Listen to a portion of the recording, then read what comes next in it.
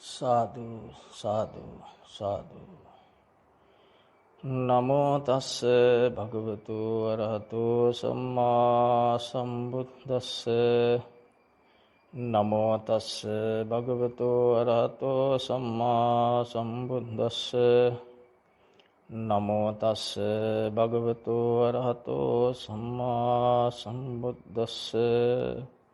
बुद्धं शरणं गच्छामि, धम्मं शरणं गच्छामि, संघं शरणं गच्छामि।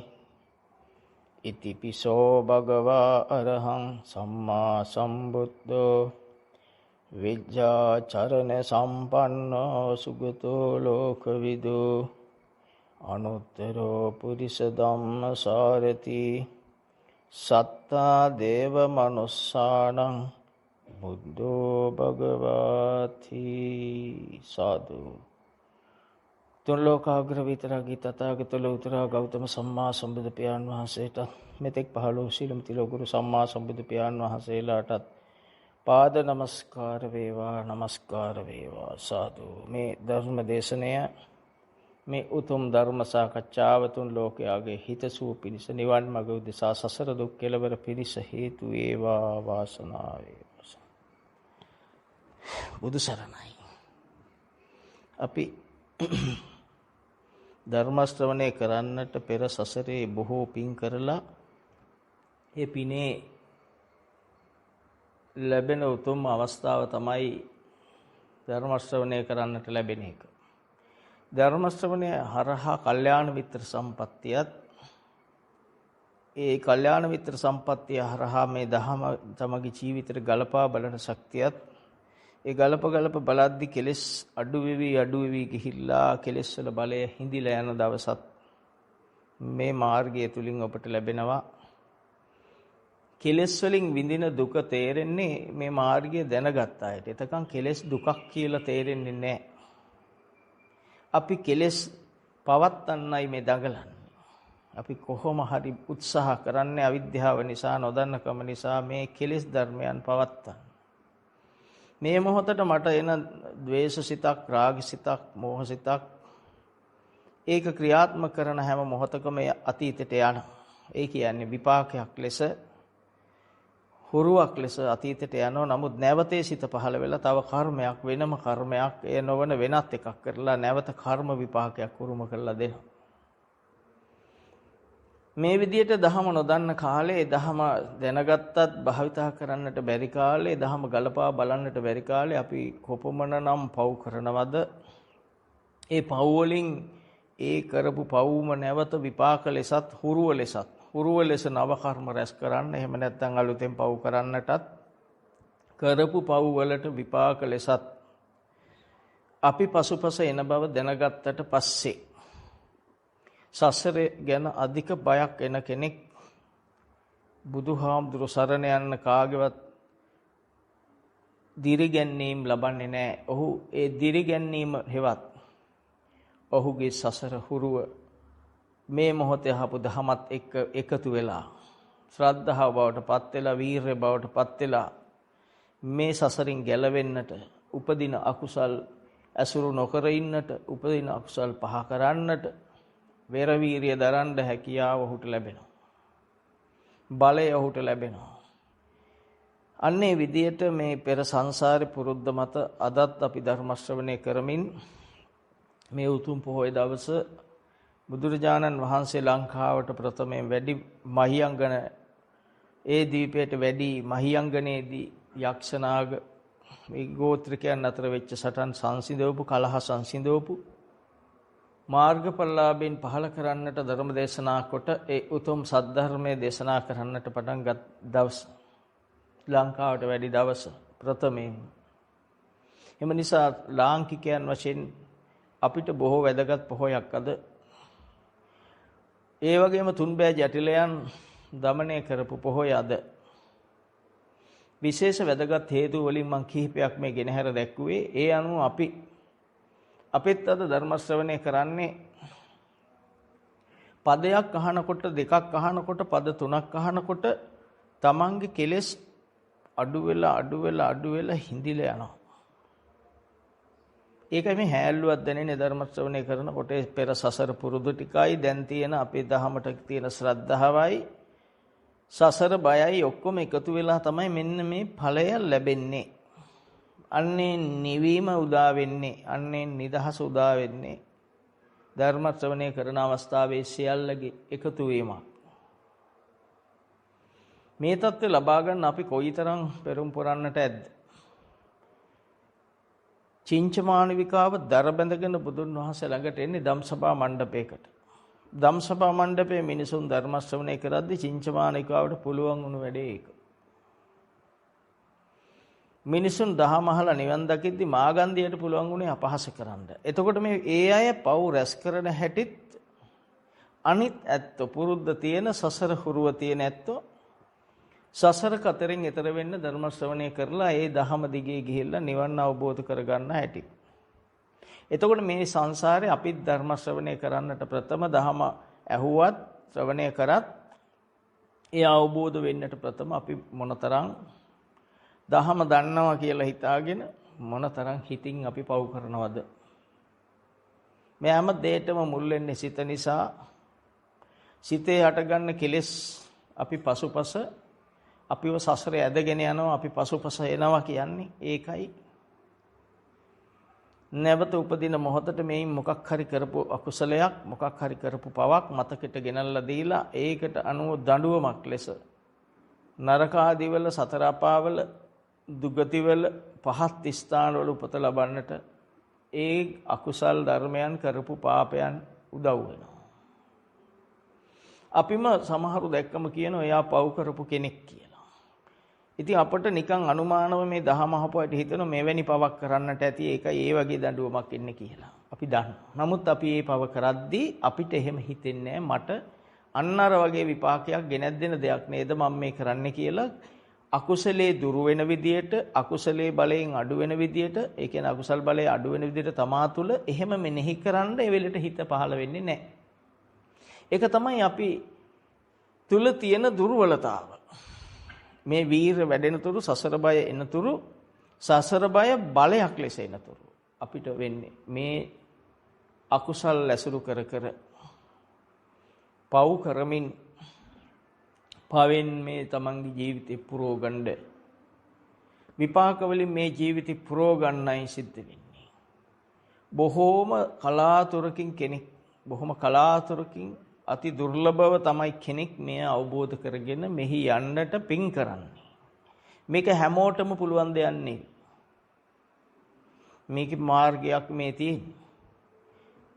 අනුන්ට බැන්නම අනුන් අපට බැන්නම පව් නම් අපි අනුන්ට බැන්නමත් පව් කියලා ආපස්සට හිතන්නයි අපිට බැරි. මම කාට හරි බැන්නම මේක හොඳ නෑ කියලා හිතන්න නම් අනුන් මට බැන්නොත් පව් කියලා හිතන්න පුළුවන් වෙන්න ඕන. එහෙම හිතන එක අනිත් පැත්තට ගලපන්නයි අපිට බැරි. මම එහෙනම් මේ කරන වරද පවක්. මා මේ නොකළ යුතුයි කියලා හිතන්නයි අපිට බැරි. අන්නේ බැරිකම මුල් කොට අපි ඒ පවෙහි ඇලුනා. ඒ පව කළා. පව කරලා මේ ගෝර සසරට වැටුණා.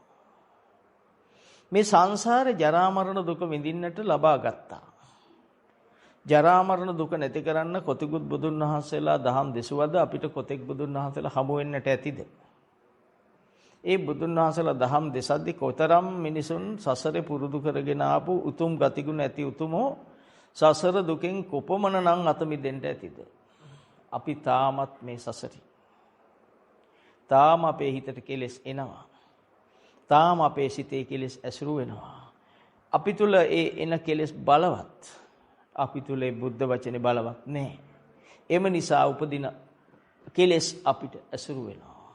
මේ කෙලෙස් ඇසුරු වෙන්න අපේ හිත පවෙන් පිරෙනවා. හිත පවෙන් පිරෙනකොට අපේ දවසම කොච්චර අපි හිතන දේවල් ලැබුණත් හිතනම් නිදහස් නැහැ. හිතනම් බර වෙලා තියෙනවා. හිතනම් අසහනෙන් තියෙන්නේ. මේ තමයි අපි කරගත්ත පව් වලින් ලැබෙන විපාකය. අපි පව් කරද්දී හිතුවේ නෑ. හිතනවා කියන්නේ දහමට ගලපා බලන එක. බුදුන් වහන්සේ කෙනෙක් බොහෝම වටිනා ධර්ම කරුණු දේශනා කරා මේ පව් කරන්න එපා කියලා.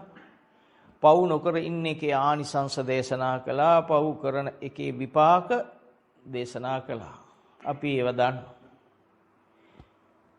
වැඩේ තියෙන්නේ අපිට ඒ අවස්ථාවට මේක ගලප ගන්න බැරි එක. එම නිසා අපි මොනතරම් අපේ ලෞකික ජීවිතේ පෙර ආත්මේ කරපු පිනකින් අපිට ලැබුණත් කොච්චර දේවල් තිබුණත් අපේ හිතේ සතුට, සැනසෙල්ල, නිදහස නැහැ. ඒ වෙනත් කර්මයක් ඒ වෙලාවේ හිතට වෙන විපාකයක්, ප්‍රශ්නයක් විදියට, සිතුවිල්ලක් විදියට අපිට මවනවා. ඒකෙන් අපි මහා පීඩනයක ඉන්නේ. කවුරුත් එහෙමයි. කාගේ ජීවිතේ මේකයි. සබ්බේ ප්‍රත්‍යක්ෂනා උන්මත්තකා. හරියට පිස්සෙක් වගේ. පිස්සට කවදාවත් නිදහසක් නැහැ. පිස්ස හිතන ඒවා කියනවා.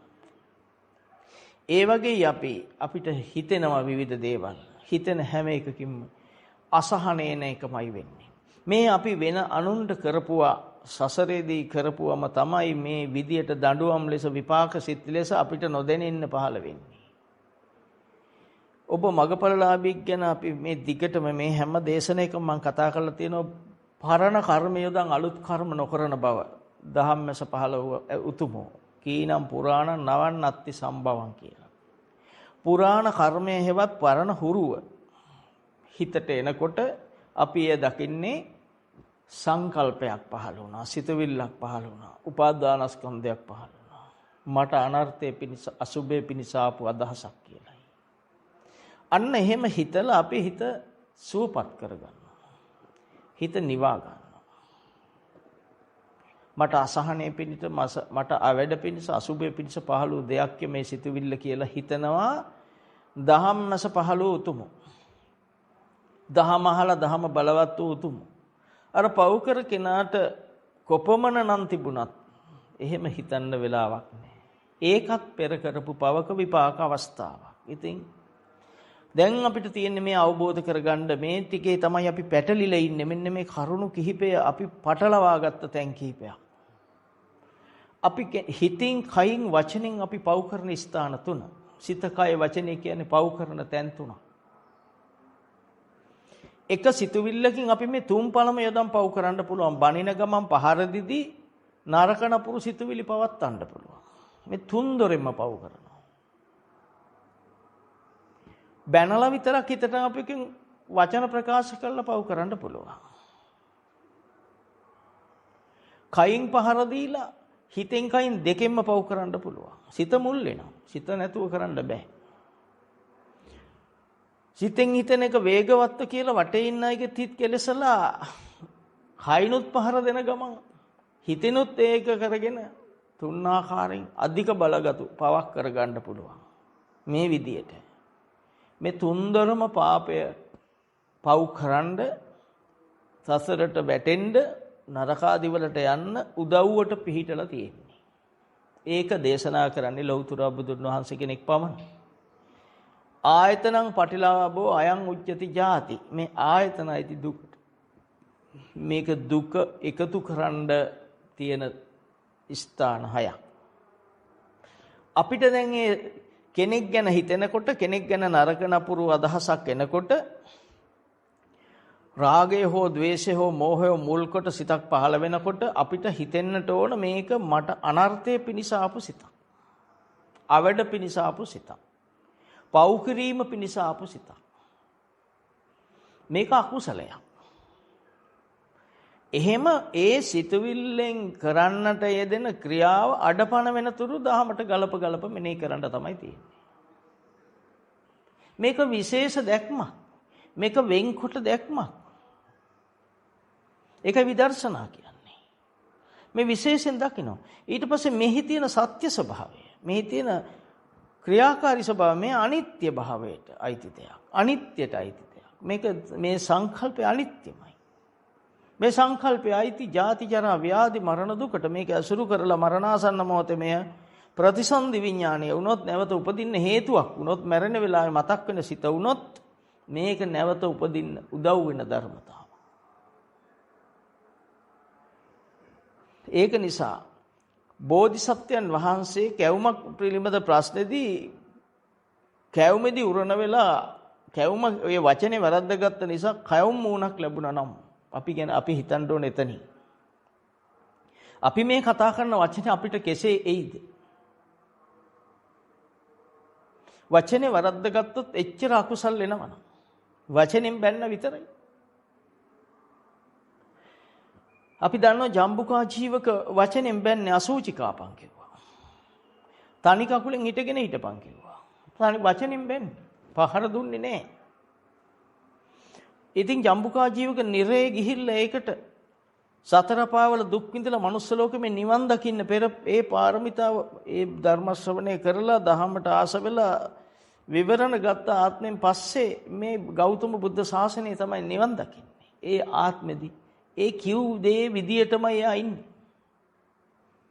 තනි කකුලෙන් හිටගෙන ඉන්නේ. අසූචි කාලා ජීවත් වෙන්නේ.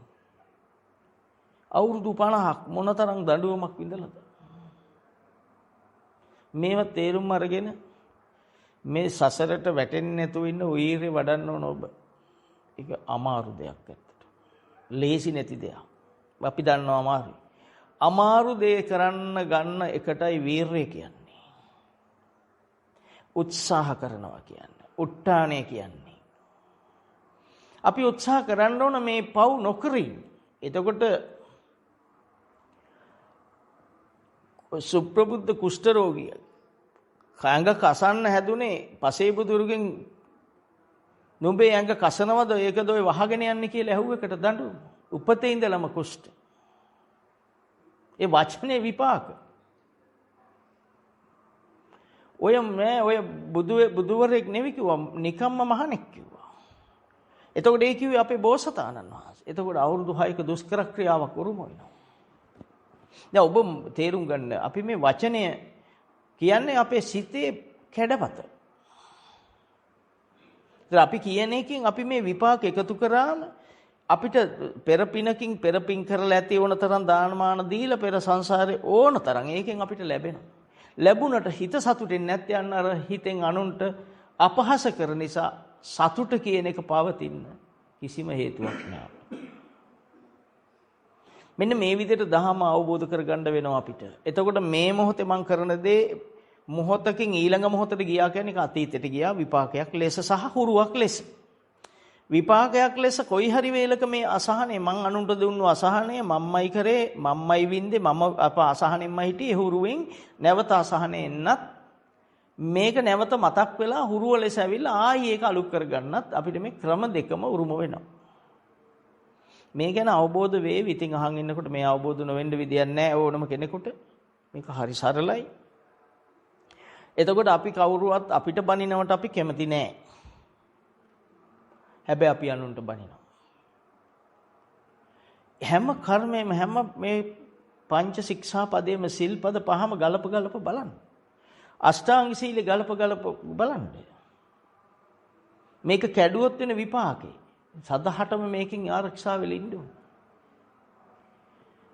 ජීවත් වෙන මාර්ග හොඳට පවත්වමින් රැකියාර ඒවා හොඳට පවත්වමින් තමන් පවු නොකර ඉන්න උත්සාහ කරන්න ඕන හැම කෙනාම. නැත්තම් තමන්ට තමා විතරයිනේ. තමා තනියෙන් යන ගමනක් නේ. කෙනෙක් යනවා කිව්වොත් වැරදි මේ කර්මපතයක් ගමන් කරනවා. කරපු හොඳ නරක පින්පව් දෙක භවයේ ලෙස ගමන් කරනවා. ඒ සියල්ල පරද්දන එකක් තමයි මේ නිවන් දකින්න කියන්නේ. මේ දෙපින්පව් සියල්ල පරද්දමින් මේ භවයෙන් අපි ජරා මරණ දුකෙන් අයින් වෙනවා. මේ තල 31 ඇතුලේ කොහෙත් ජරා මරණ දුක තියෙනවා. ඒක නැති තැනට බුදුන් වහන්සේලා වැඩ ඉන්නේ මහ පෙම්බිමට. යන්න තමයි මේ වෙර වීර්ය දරන්නේ. අපි මේ කොහේ ඉපදුනත් අපි මතක තියාගන්න ඕන මරණය තියෙනවා. කොහේ ඉපදුනත් අපි කරපු පින්පව් තමයි ඵල දෙන්නේ. ඒව යොදන් අලුතෙන් කරන්න පුළුවන් අපිට. ඕන තරම් අලුත් පව් කරන්න පුළුවන්. අලුතෙන් පින් කරන්න පුළුවන්. කරන්න අපිට භවය ලැබෙනවා. පින් කරන්න ලැබෙනවා. එම නිසා හොඳ වැඩ කළ යුතුමයි. මොකද අපිට නිවන් දකින්නතුරු භවයේ ඉන්න වෙන නිසා ලැබීමේ පැත්ත සඳහා හොඳ වැඩ, හොඳ පින්වන්තේ වැඩ, දාන සීල භාවනා කියන ත්‍රිවිධ පුණ්‍ය ක්‍රියාවල යෙදී යුතුයි ජීවත් වෙන කාලය තුල. අඩු ගානේ මාසෙට දවසක් හරි. අවම වශයෙන් කෙනෙක්. දහම හොඳට අවබෝධ කරගත්ත කෙනෙක් අපි කවුරුවන් නීති දාන්න ඕනේ නැහැ. එයා ඒ ඔක්කොගෙම මිදි අතෑරි එයා යන්නේ මේ ඔක්කොම අතාරින්න. පුළුවන්කම ආවම හොඳට සිත බලවත් වුණාම කෙලස් කෙරෙහි අප්‍රසාදය දැඩි වුණා මොහු තුල කෙලස් වලට අප්‍රසාද එනවා කියන්නේ අකමැත්ත එනවා කියන්නේ දහම කෙරෙහි ප්‍රසාදය ඇවිල්ලා. එයා ඒ කාන්තෙන්ම මේව අතාරිනවා. කවුරුන් නීති දහන්න ඕනේ නැහැ. නීති දාලා උන් නවත්ත ගන්න බෑ. ඒ අය මේව අතහැරලා යනවා. ඒකනේ ওই බාහන තැන්වල කෝටිපති සිවුර දාගෙන ඉන්නේ. කෝටිපතියෝ දීපල අතහැරලා සිවුරු දරන් ඉන්න තැන් ඕන තරම් අහලා ඇති. විදේශ ජාතිකයෝ පැවිදි වෙච්ච අහන් ඇති. නිර්මල දහම අහු වෙන නොවන එක ඒ ඔහුගේ වීරය මත සහ පෙර සසර කැපකිරීම මත තීන්දුව වෙන එක. නමුත් ඔවුන් අර දහමට ශ්‍රද්ධාව මේ ආත්මෙත් උපදනවා. උපදවල මේ භෞතික දේපල කෙරෙහි අපහැදිලා අකමැත්තාවම ඔවුන් ඒව දාලා යනවා. ඒව කාටවත් නවත්තන්න පුළුවන් බැඩ නෙවි නීති දාලා නවත්තන්න පුළුවන් දේවල් නෙවි. අන්න ඒ වගේ අපි යම් දවසක් මෙහෙම මේ විදිහට පව් නොකර ඉන්නකොට අපේ හිත නිවෙන්නේ මේ දහමින් කියලා අපිට ජීවමාන ඔප්පු වෙනවා. මේ දහම අහනකොට නිවෙන්නේ අපේ සසර පුරුදු අපිට නොදෙන්නේ නැවිස්සෙන නිසා, පින් ඇවිස්සෙන නිසා, පෙර කරපු හොඳ වැඩවල තියෙන ශක්ති ටික පුරුදු ටික ඇවිස්සෙන නිසා, ඒවා ක්‍රියාත්මක වෙන නිසා. ඒවා අපේ ජීවිතේට ළඟට අපට නොදෙන්නේ නැවිලා. අපි කතා කර මේ ධර්ම දේශනාව ශ්‍රවණය කරද්දී අන්නේ ශක්තිය තමයි ජීවේ ලෙස ක්‍රියාත්මක වෙන්නේ. ඒකයි ඔබට සිතුවිලි දේවල් මතක් වෙන ඒවා අඩු වෙවි යන්නේ මේ වෙලාවේ. මේ ධර්ම ශ්‍රවණය කරන වෙලාවේ ඒවා අඩු වෙවි ගිහිල්ලා අවසානයේ උතුම් වූ නිවන නිවීම. මේ සුන්දර වූ නිවන අපිට ලැබෙන්නේ. අමාරු දෙයක් නෙවි මේ කතා කරන්නේ. සරල දෙයක් මේ කතා කරන්නේ. මේ කතා කරන සරල දෙය තුල තියෙන මහා ගාම්භීර වූ ආනිසංසමය ඵලයක්. ඒ උතුම් නිර්වාණය. හිතලා බලන්න අද දවසෙත් මේ පොයේ දවසේ ඔබට මේ ධර්ම ශ්‍රවණය කරන්න ඕන නම් පැයක් හම්බෙයි. මේ පැය ලබා ගන්න ඔබ සසරේ මොනතරම් පින් කරන් දැද්ද? මේ පැයෙන් පස්සේ අපි ආයි මේ භෞතික ලෝකෙ පැත්තට හැරෙනව නේද? නමුත් මේ හුරු අපි තුලින් අයින් වෙන සහ නොවන කියලා පිරිස් කොටස් ඇති මෙතන දෙක. මේ අහන අය අතර මේ හුරුව හුඟ වෙලාවක් පවත්වන මේ දහමේ හුරුව දහම හුඟ වෙලාවක් හිතේ රජ කරන පිරිස් ඇති. අහලා ඉවරුණු ගමන් මේක අමතක වෙන පැයකින් විතර දෙකකින් විතර අඩු වෙන පිරිසුත් ඇති. දවස් ගණන් මේ ශක්තිය ජීවිතේ රජ කරන පිරිස් ඇති. ඒ පෙර පිනේ ආනිසංස වල බලය උපරිමයට ආපු අය. අපි නීති කවුරුන් නීති දමන්න ඕනේ නැහැ ඒකට. මෙහෙම ඉන්න කියලා. ඒවා නීති දාලා පාලනය කරන්න පුළුවන් දේවල් මේ ලෝකෙ තුල නැත. ලෞතර සම්මා සම්බුදුන් වහන්සේ කෙනෙක් පහළ නුනනම් අපිට අපි ගැන දැනගන්නයි ක්‍රමේ නැත්තේ. තමා ගැන දැනගන්න ක්‍රමයක් මේ ලෝකේ නැහැ. මට මා ගැන දැනගන්න ක්‍රමයක් නැහැ. මට වෙන ලෝකේ ඕන දෙයක් ගැන දැනගන්න ඕන තරම් මේ ලෝකේ පහසුකම් තියෙනවා. ඒව තමයි කවුරුත් හදන්නේ. ඒක තමයි ලෝකේ ස්වභාවය. මට ග්‍රහ ලෝකයක් ගැන දැනගන්න ඕන නම් ඒවට ඕන තරම් පහසුකම් මේ ලෝකේ තියෙනවා සහ ඒ පහසුකම් ලබලා දෙනවා. ඒ ලබා දෙන පිරිස් ඕන තරම් ඉන්නවා. හැබැයි අපිට නිවන් දකින්න සංඝ රත්නයේ දේශනාවක් කර අපිට මාර්ගයක් නැහැ. ජනගහණය කෝටි 2.5 නම් සංඝ රත්නයේ ඕනනම් 50000ක් ඇති. ප්‍රතිශත කරොත් කීයෙන් කීයට කී දෙනෙක්ද ඉන්නේ? ඒ ඔක්කොම ජනගහණයට නෙවෙයි. අද දවසල අපිට මේ ලැබුණේ මහියංගණයට බුදු පියාණන් වහන්සේ වැඩියේ සසරේ දුක ගැන කියලා දෙන්න. බුදුන් වහන්සේලා වෙන ඒවා කියන්නේ දේශනා කරන්නේ නැහැ.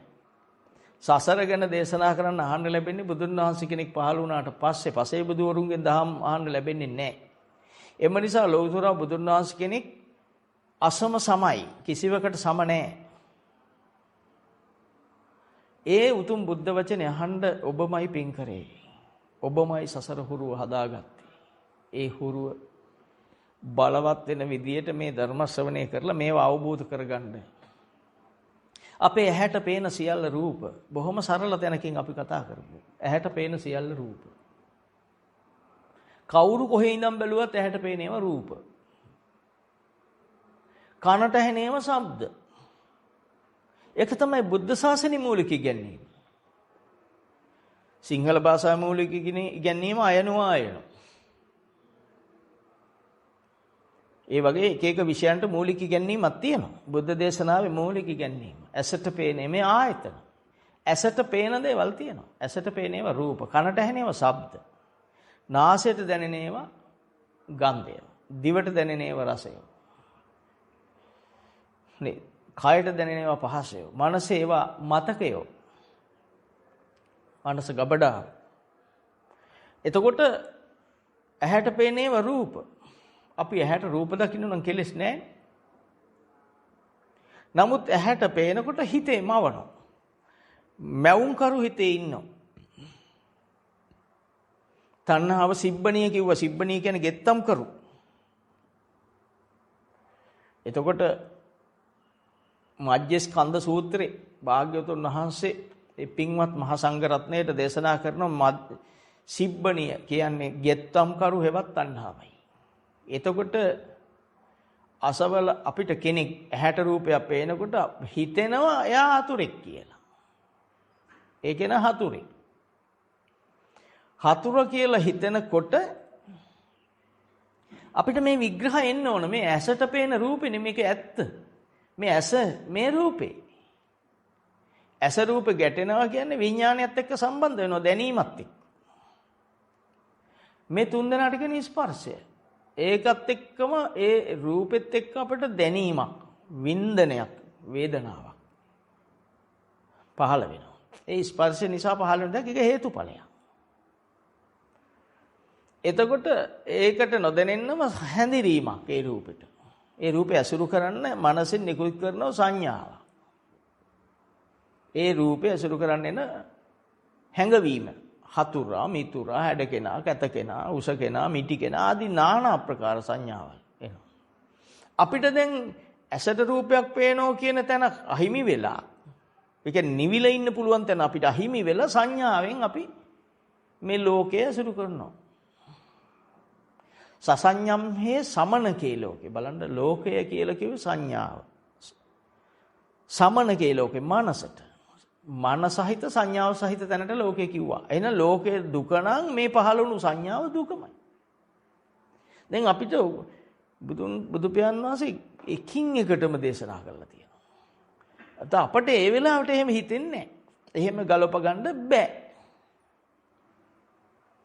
අපි හිතනවා දැන් හිත මැවුදේ තමයි අපේ ජීවිතේ වෙන්නේ ටක් ගාලා. අරයා හතුරා. දැන් ඔන්න හැඩකෙනා කියලා හිතේ මැවු රූපය ජීවිතේ වෙනවා.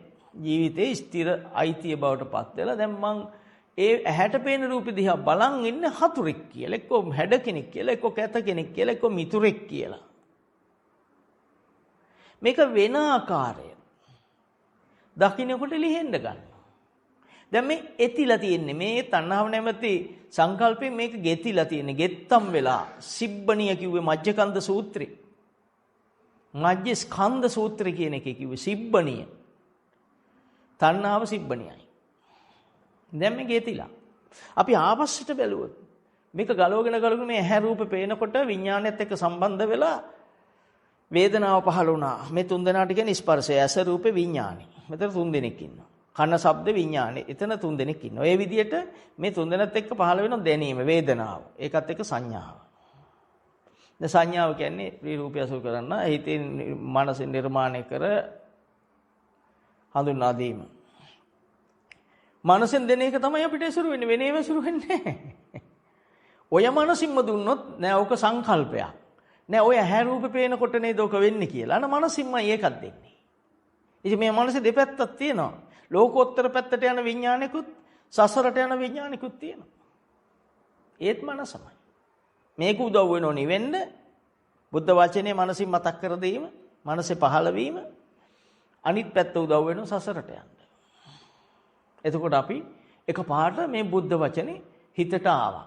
නෑ මේ ඇහැ රූප පේනකොට මේ මගේ හිත නෙමේ, මගේ මනසනේ, මනස මේ දුකනේ, මේ පහළ වෙන්නේ ජරා මරණ කියලා මහා ධර්ම සාකච්ඡාවක්. එයා තුල දැන් සිද්ධ වෙනවා. ඒ කියන්නේ ධර්ම සාකච්ඡාව වෙනවා කියන්නේ දහම යට ඇහිලා. ඇහිලා කියන්නේ මනසෙන් දේශනයක් පැවැත්වුණා. මනස ලෝකේ නම් සසඤ්ඤම් හේ සමනකේ ලෝකේ. එහෙනම් මනස ලෝකේ නම් මේ ලෝකේ ඔන්න ලෝකෙන් ඇහුණ දේශනාව. දැන් ඒක යා අයිතියට ගත්ත සාකච්ඡා කරා. සාකච්ඡා කළා බලනකොට යාට පේන්නේ එයාගේ හිත තුල අසවලා හතුර, අසවලා හැඩකෙන, අසවලා කැතකෙනා කියලා කියන්නේ මගේ මනසෙන් නිකුත් කරපු සංඥාව. කියලා දකින්නකොටම කෙනෙක් හතුර කියලා දැක්ම, දිට්ඨිය නැවතිලා. ඒ වෙලෙමයි දිට්ඨිංච අනුපගම්ම උනේ. දිට්ඨියෙන් ගැලුනේ. ඒ වෙලෙමයි සීලවා උනේ. දිට්ඨිංච අනුපගම්ම සීලවා. ඔන්නෝ සීලවන්ත වුණා. නැත්තම් දුසිල්ලත් වෙනවා. නැත්තම් ඌ පවක් කරගත්ත කෙනෙක්, ඒ කියන්නේ දුසිල්වත් කෙනෙක් බවට පත් වෙනවා. ඒ ස්නේ මොහුට අවබෝධ වෙනවා. එහෙනම් මේ මම ගැලවෙන්නේ බුද්ධ වචනේ නිසාමයි කියලා තේරෙනවා. මහා සතුටක්, හරි හැල්ලුවක් ලෝකෙ දින්න වගේ දැනෙනවා මේ විදියට භාවිතා කරන අයට දැනෙන දෙයක් මේ කියන්නේ. භාවිතා නොකරන කෙනාට නොදැනෙන දෙයක්. භාවිතා කරන උත්තමයට දැනෙන දෙයක් මේ කතා කරන්නේ. උට දැනෙනවා මන් දින්නා. ඒ කොටස මන් දින්නා. පබ්බය දින්න කොටස කියන්නේ පබ්බය දින්න කියන්නේ ජිත. පබ්බජිත. මම මේක දින්නා. හරි සතුටක් එනවා උට. ඒ දැකපු ඒ ගත්ත ආදර්ශය සහ බුදුන් වහන්සේ දුන්නු අවවාදේ පිහිටපු උත්තරීතරත්වය මහ ශක්තියක් වෙනවා, මහ බලයක් වෙනවා. තවත් හිතක් එහෙම එනකොට එහෙම ගලපා බලන්න ඒ සිත ඊ පෙරට වඩා වේගෙන් පහළ වෙනවා. පෙරට වඩා පහළ වෙනවා. වාර ගානෙන් එන්න වැඩි වෙනවා. එතකොට ඔහුට පේන්න ගන්නවා. බුද්ධ වචනට අනුව ගැළපිලා පේනවා. පුදුම සතුටක් වෙනවා. පුදුම සැහැල්ලුවක් වෙනවා. මාව දින්නා කියලා දැනෙනවා. පාර කෙනෙක් යනවා ඔහුට ඔහුගේ අතීතෙම තමයි හිතේම වෙන්නේ. අපි එහෙම ගත්තොම තේරෙනවා ඔහුගේ අතීතෙම මැවෙන්නේ. අතීතේ ඔහු කවුද කියන එක මේ දන්න පණිවිඩ ටික හිතේ පහළ වෙනවා. හැබැයි එතනින් එළියෙන් එන්නේ නැහැ අපිට මේ ටික. එයා කෑ ගහලා කියන්නේ නැහැ. මගේ හිතේම වෙනවා. මම මේ තේරුම් ගන්න අවබෝධ කරගන්නයි මේ ටික නැවත කතා කරන්නේ. එතකොට පහළ වෙනවා ඒ කෙනා හොරෙක්.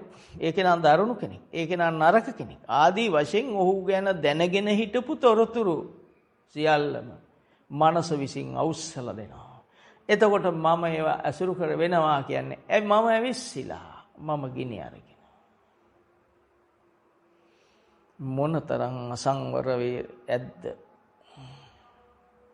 මොනතරම් අසංවරද? මොනතරම් පරිහානියට ගිහිල්ලා දේ වෙලාවේ බලන්න නැද්ද කියලා එයා පේන සංකල්පයට අනුව දුක් දැන් මේ ටික විඳින්නේ පාර යන කෙනාද මගේ කොටස මමද? මම විඳින විත්‍ය මන් දන්නවද? මට දැනගන්න ක්‍රමයක් නැහැ. දැනගන්න ක්‍රමයක් නැති දහම නැති නිසා. දැනගන්න තියෙන ක්‍රමය යන දහම. දහම ආවනම් තමා කවුද කියලා පෙනෙයි. දැන් තේරෙන්නේ නැත්නම් ඇත්තටම තේරෙන්න විදියකුත් නැහැ. මම මෙච්චරම සරල කරා. මෙච්චර කල් කරපු දේශන 54 55 වෙනි දේශනෙන් ඔන්න ඔබට ඔබ හඳුනා ගන්න බුදුන් වහන්සේ අද වගේ දවසක මහියංගණයට වැඩලා යක්ෂ දේව ගෝත්‍රිකයන් පළවා හැරියා කියන්නේ ඔවුන්ගේ යක්ෂ භාවය පළවා හැරියා. මිනිස්සු එලවන්නේ නැහැ බුදුන් වහන්සේ. කවුරුවත් එලවන්නේ නැහැ. ඔවුන්ගේ ගතිය පළවා හැරියා. අපෙත් මේ ගතිය අපේ ඒ අක්කුන්ට වඩා දරුණුයි අපි. අන්නේ යක්ෂ ගතිය පළවා හරින්නයි බුදුන් වහන්සේ අද වගේ දවසක මහියංගණයට වැඩි. දැන් බලන්න අපි ගාව යක්ෂ ගතිය කියලා මොකද්ද තියෙන්නේ? සංඥාවක්. හිතේ පහළ හැඳිරීම. මේ හැඳිරීමට යටත් වෙනවා කියන්නේ මම ඒ හැඳිරීමට අනුව ක්‍රියාත්මක වෙනවා කියන්නේ ඒකෙන් නිකුත් කරන දෙයට අනුව මගේ කය වැඩ කරනවා කියන්නේ මම පව්කාරයෙක් කියන එකයි. මම පව් කරන කෙනෙක් කියන එකයි. මම පවෙන් පිරෙනවා කියන එකයි. මේ පවෙන් මාව ගලව ගන්න අපිව ගලව ගන්න තුන් ලෝකාග්‍ර විතරාගී සම්මා සම්බුදුන් වහන්සේ මේ ලෝකෙට පහළ වෙලා මේ 5000ක් ආයුෂ තියෙන ශාසනයක් තුල අපි ඉන්නේ. මොනතරම් වාසනාවන්තද කියලා හිතන්න.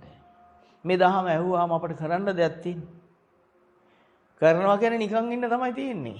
කරන කෙනාට විවේක ජම්පීති සුඛං. විවේකයෙන් ප්‍රීතියෙන් සැහැල්ලුවෙන්. පුදුම ප්‍රීතියක් නේ මම මේ පව කරේ නැහැ කියන එක මොනතර ඒ හඳුනා ගැනීම මේ දහම භාවිතා කරද්දී තමාට උණු ආනිසංශය ලැබුණු ආනිසංශය දකින්න එක තමයි ප්‍රීතිය. අනේ මට දැන් ඒක නැtei කියලා හිතනකොට හරි හැල්ලුවක් දැනෙනවා. පාන්න සුඛය, ප්‍රීති සුඛ. අන්න මං දහමට අනුගත වුණා. දහම තමයි මගේ ජීවිතේ උනේ වෙලාව. ඒක තමයි දැහැන්ගත වුණා කියන්නේ ප්‍රථම ධානය. ප්‍රථමයෙන්ම ලැබුණු ආනිසංසය. මේක ඊළඟට මේ බලන එකට කිව්වා ආපස්සට මාව දැක්කා. දහම භාවිතා කරන්නට ප්‍රථම සහ දහම භාවිතා කරද්දී සහ දහම භාවිතා කරලා පසු මටම ලැබුණු ආනිසංස. භාවිතා කරන ප්‍රථම මට පහළ සිතේ ස්වභාවය. මම ඒක ඇසුරු කරා නම් මට පව් කරන්න වෙනවා.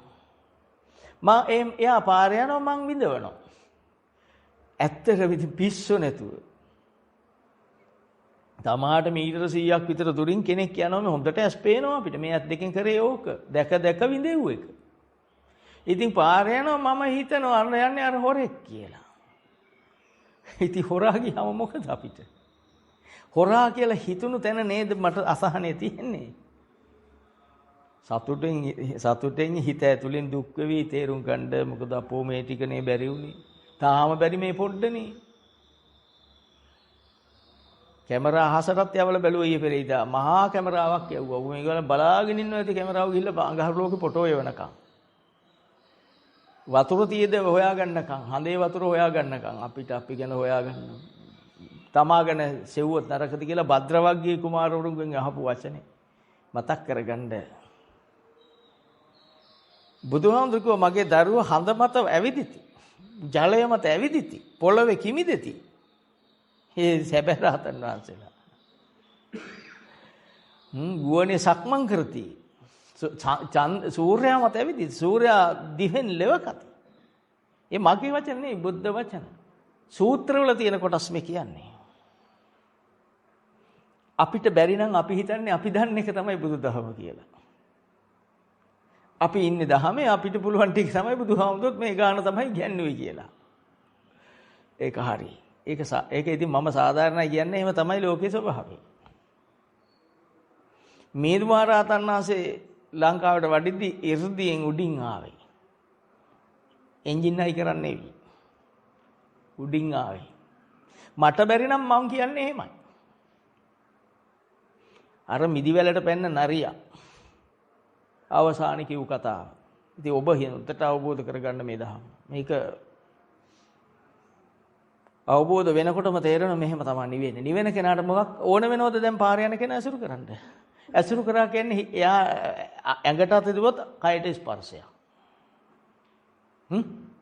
එයා දිහා බලන් ඉන්නකම් ඇහෙන් දැකීමක්. එයා ගාපු මොකක් හරි සෙන්ට් එකක් හෝ පවුඩර් එකක් හෝ නාහෙට දෙනක නාසයට ගන්ධයක්. වෙන මොකුත් දෙන්නේ නැහැ.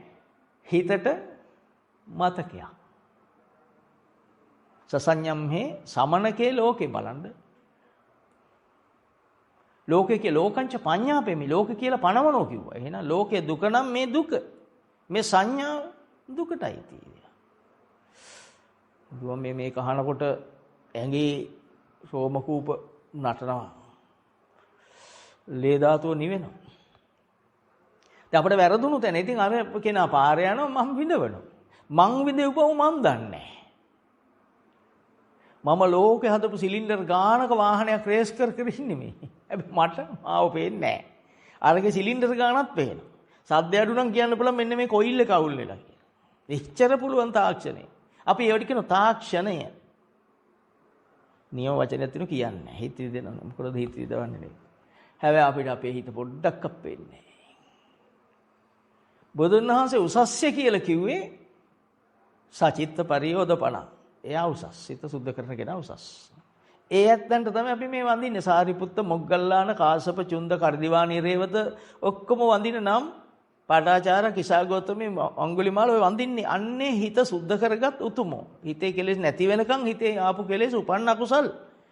ඒ කියන්නේ කෙලෙස්. ඇසුරු නොකර උතුමන්ට. ඇසුරු නොකර ඉන්නකොට කාලයක් ඇති කෙලෙස් හිඳෙනවා. ඒ කාලය තප්පරේ වෙන්න පුළුවන් පැයක් වෙන්නේ තමන්ගේ පෙර සසර පුරුදුයි ඒවයි එක්ක ඒක තීරණය වෙන්නේ. ඒක කියන්න බෑ.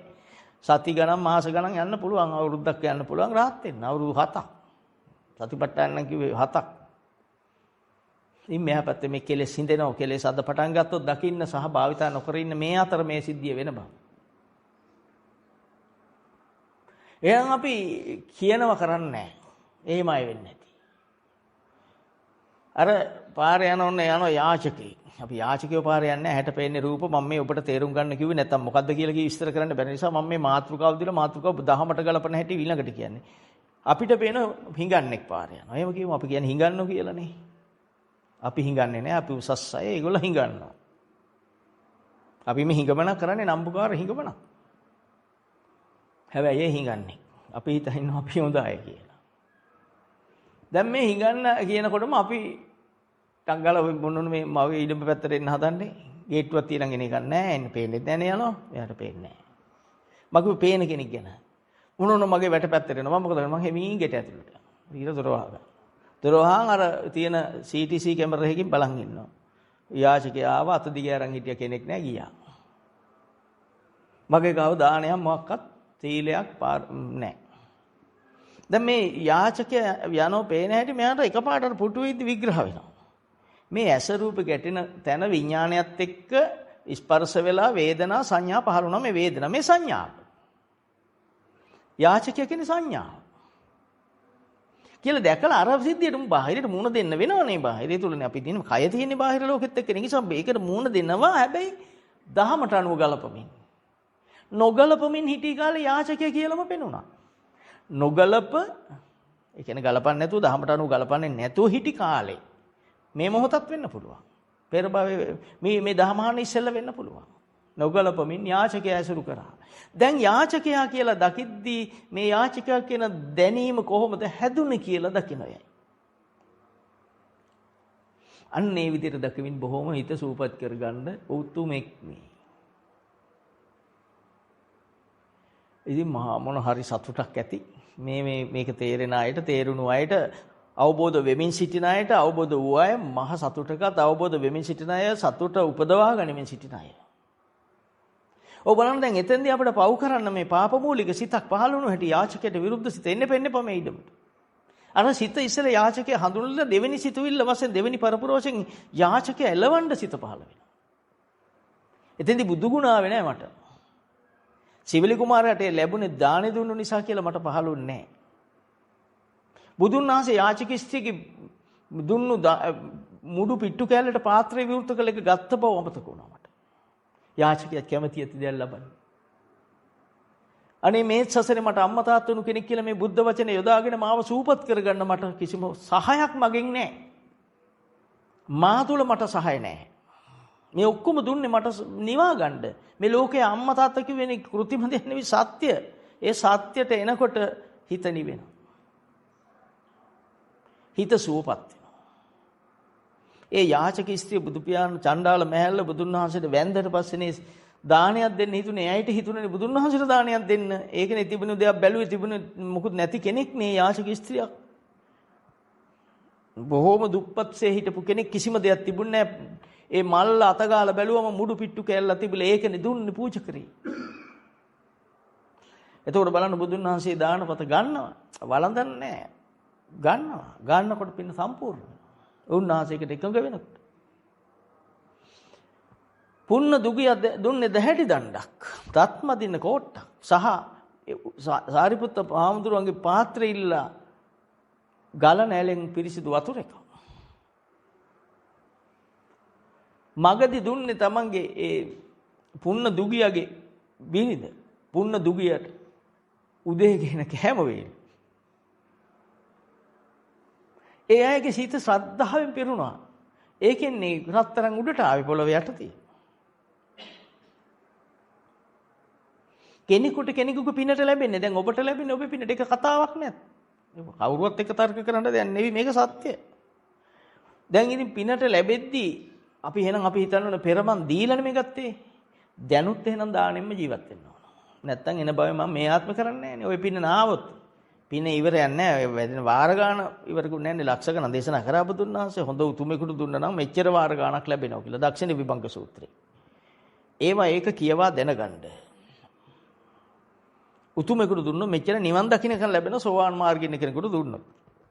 ඒතර සෝවාන් කෙනෙකුට දුන්නොත් කෙසේද කියලාත් අවසානයේ බුදුන් වහන්සේ ප්‍රශ්න කළා. ඉතින් සෝවාන් මාර්ගින් කෙනෙක් හම්බෙන එක, නිවන් දකින්නේ වීර්ය වඩන කෙනෙක් හම්බෙන එක මේ ලෝකෙටම වාසනාවක් නේ. ලෝකෙම ගොන කෙනා hina වුණත් පින් සිද්ධ වෙනවනේ යාට. සෝවාන් වෙච්ච කෙනා එක ශ්‍රද්ධාවෙන්. ඒක වගේ තමයි බැන්නොත් ඉවරයි. ඔරවල බැලුවොත් ඉවරයි. පවුල් පිටින් ඉවරයි. අනිත් අයගේ පව් ඇවිස්සෙනවා. ලෝසක නිසා නගරේ පව් ඇවිස්සුනා නම් එහෙනම් මේ පව කරන මහා පව කරන කෙනා නිසා පහත්මුතු පරපුරේම පවුනේ ඇවිස්සෙන්නේ. දහම තියෙන්න ඉපැයි. මේක නිවැරදි වෙන්න දහම තියෙන්න ඉපැයි. නිවැරදි දහම නිවැරදිව අවබෝධ කරගන්න ඉපැයි. එතකොට අපේ හිත අපිට නිවන් දකින්න දෙන්නෙම නැහැ. හිතලා බලන්න ඔබේ හිත පාර යන කෙනා පේනකොට බුද්ධ වචනේ මතු කරාද යාච අර හොරෙක් කියලා පෙන්වුවද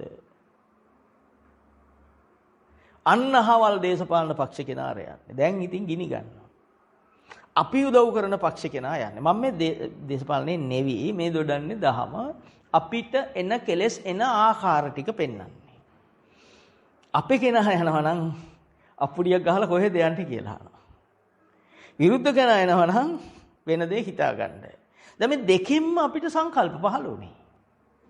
හිතේ පහළ වෙන්නේ සංකල්ප. අර සංකල්පෙන් පහළ වුණාම අපි පහළ වූ සංකල්පයටම ඇලෙනවා. ඒකම හිතින් තෝර ගන්නවා. ඒක තමයි ඡන්ද රාගය කියන්නේ.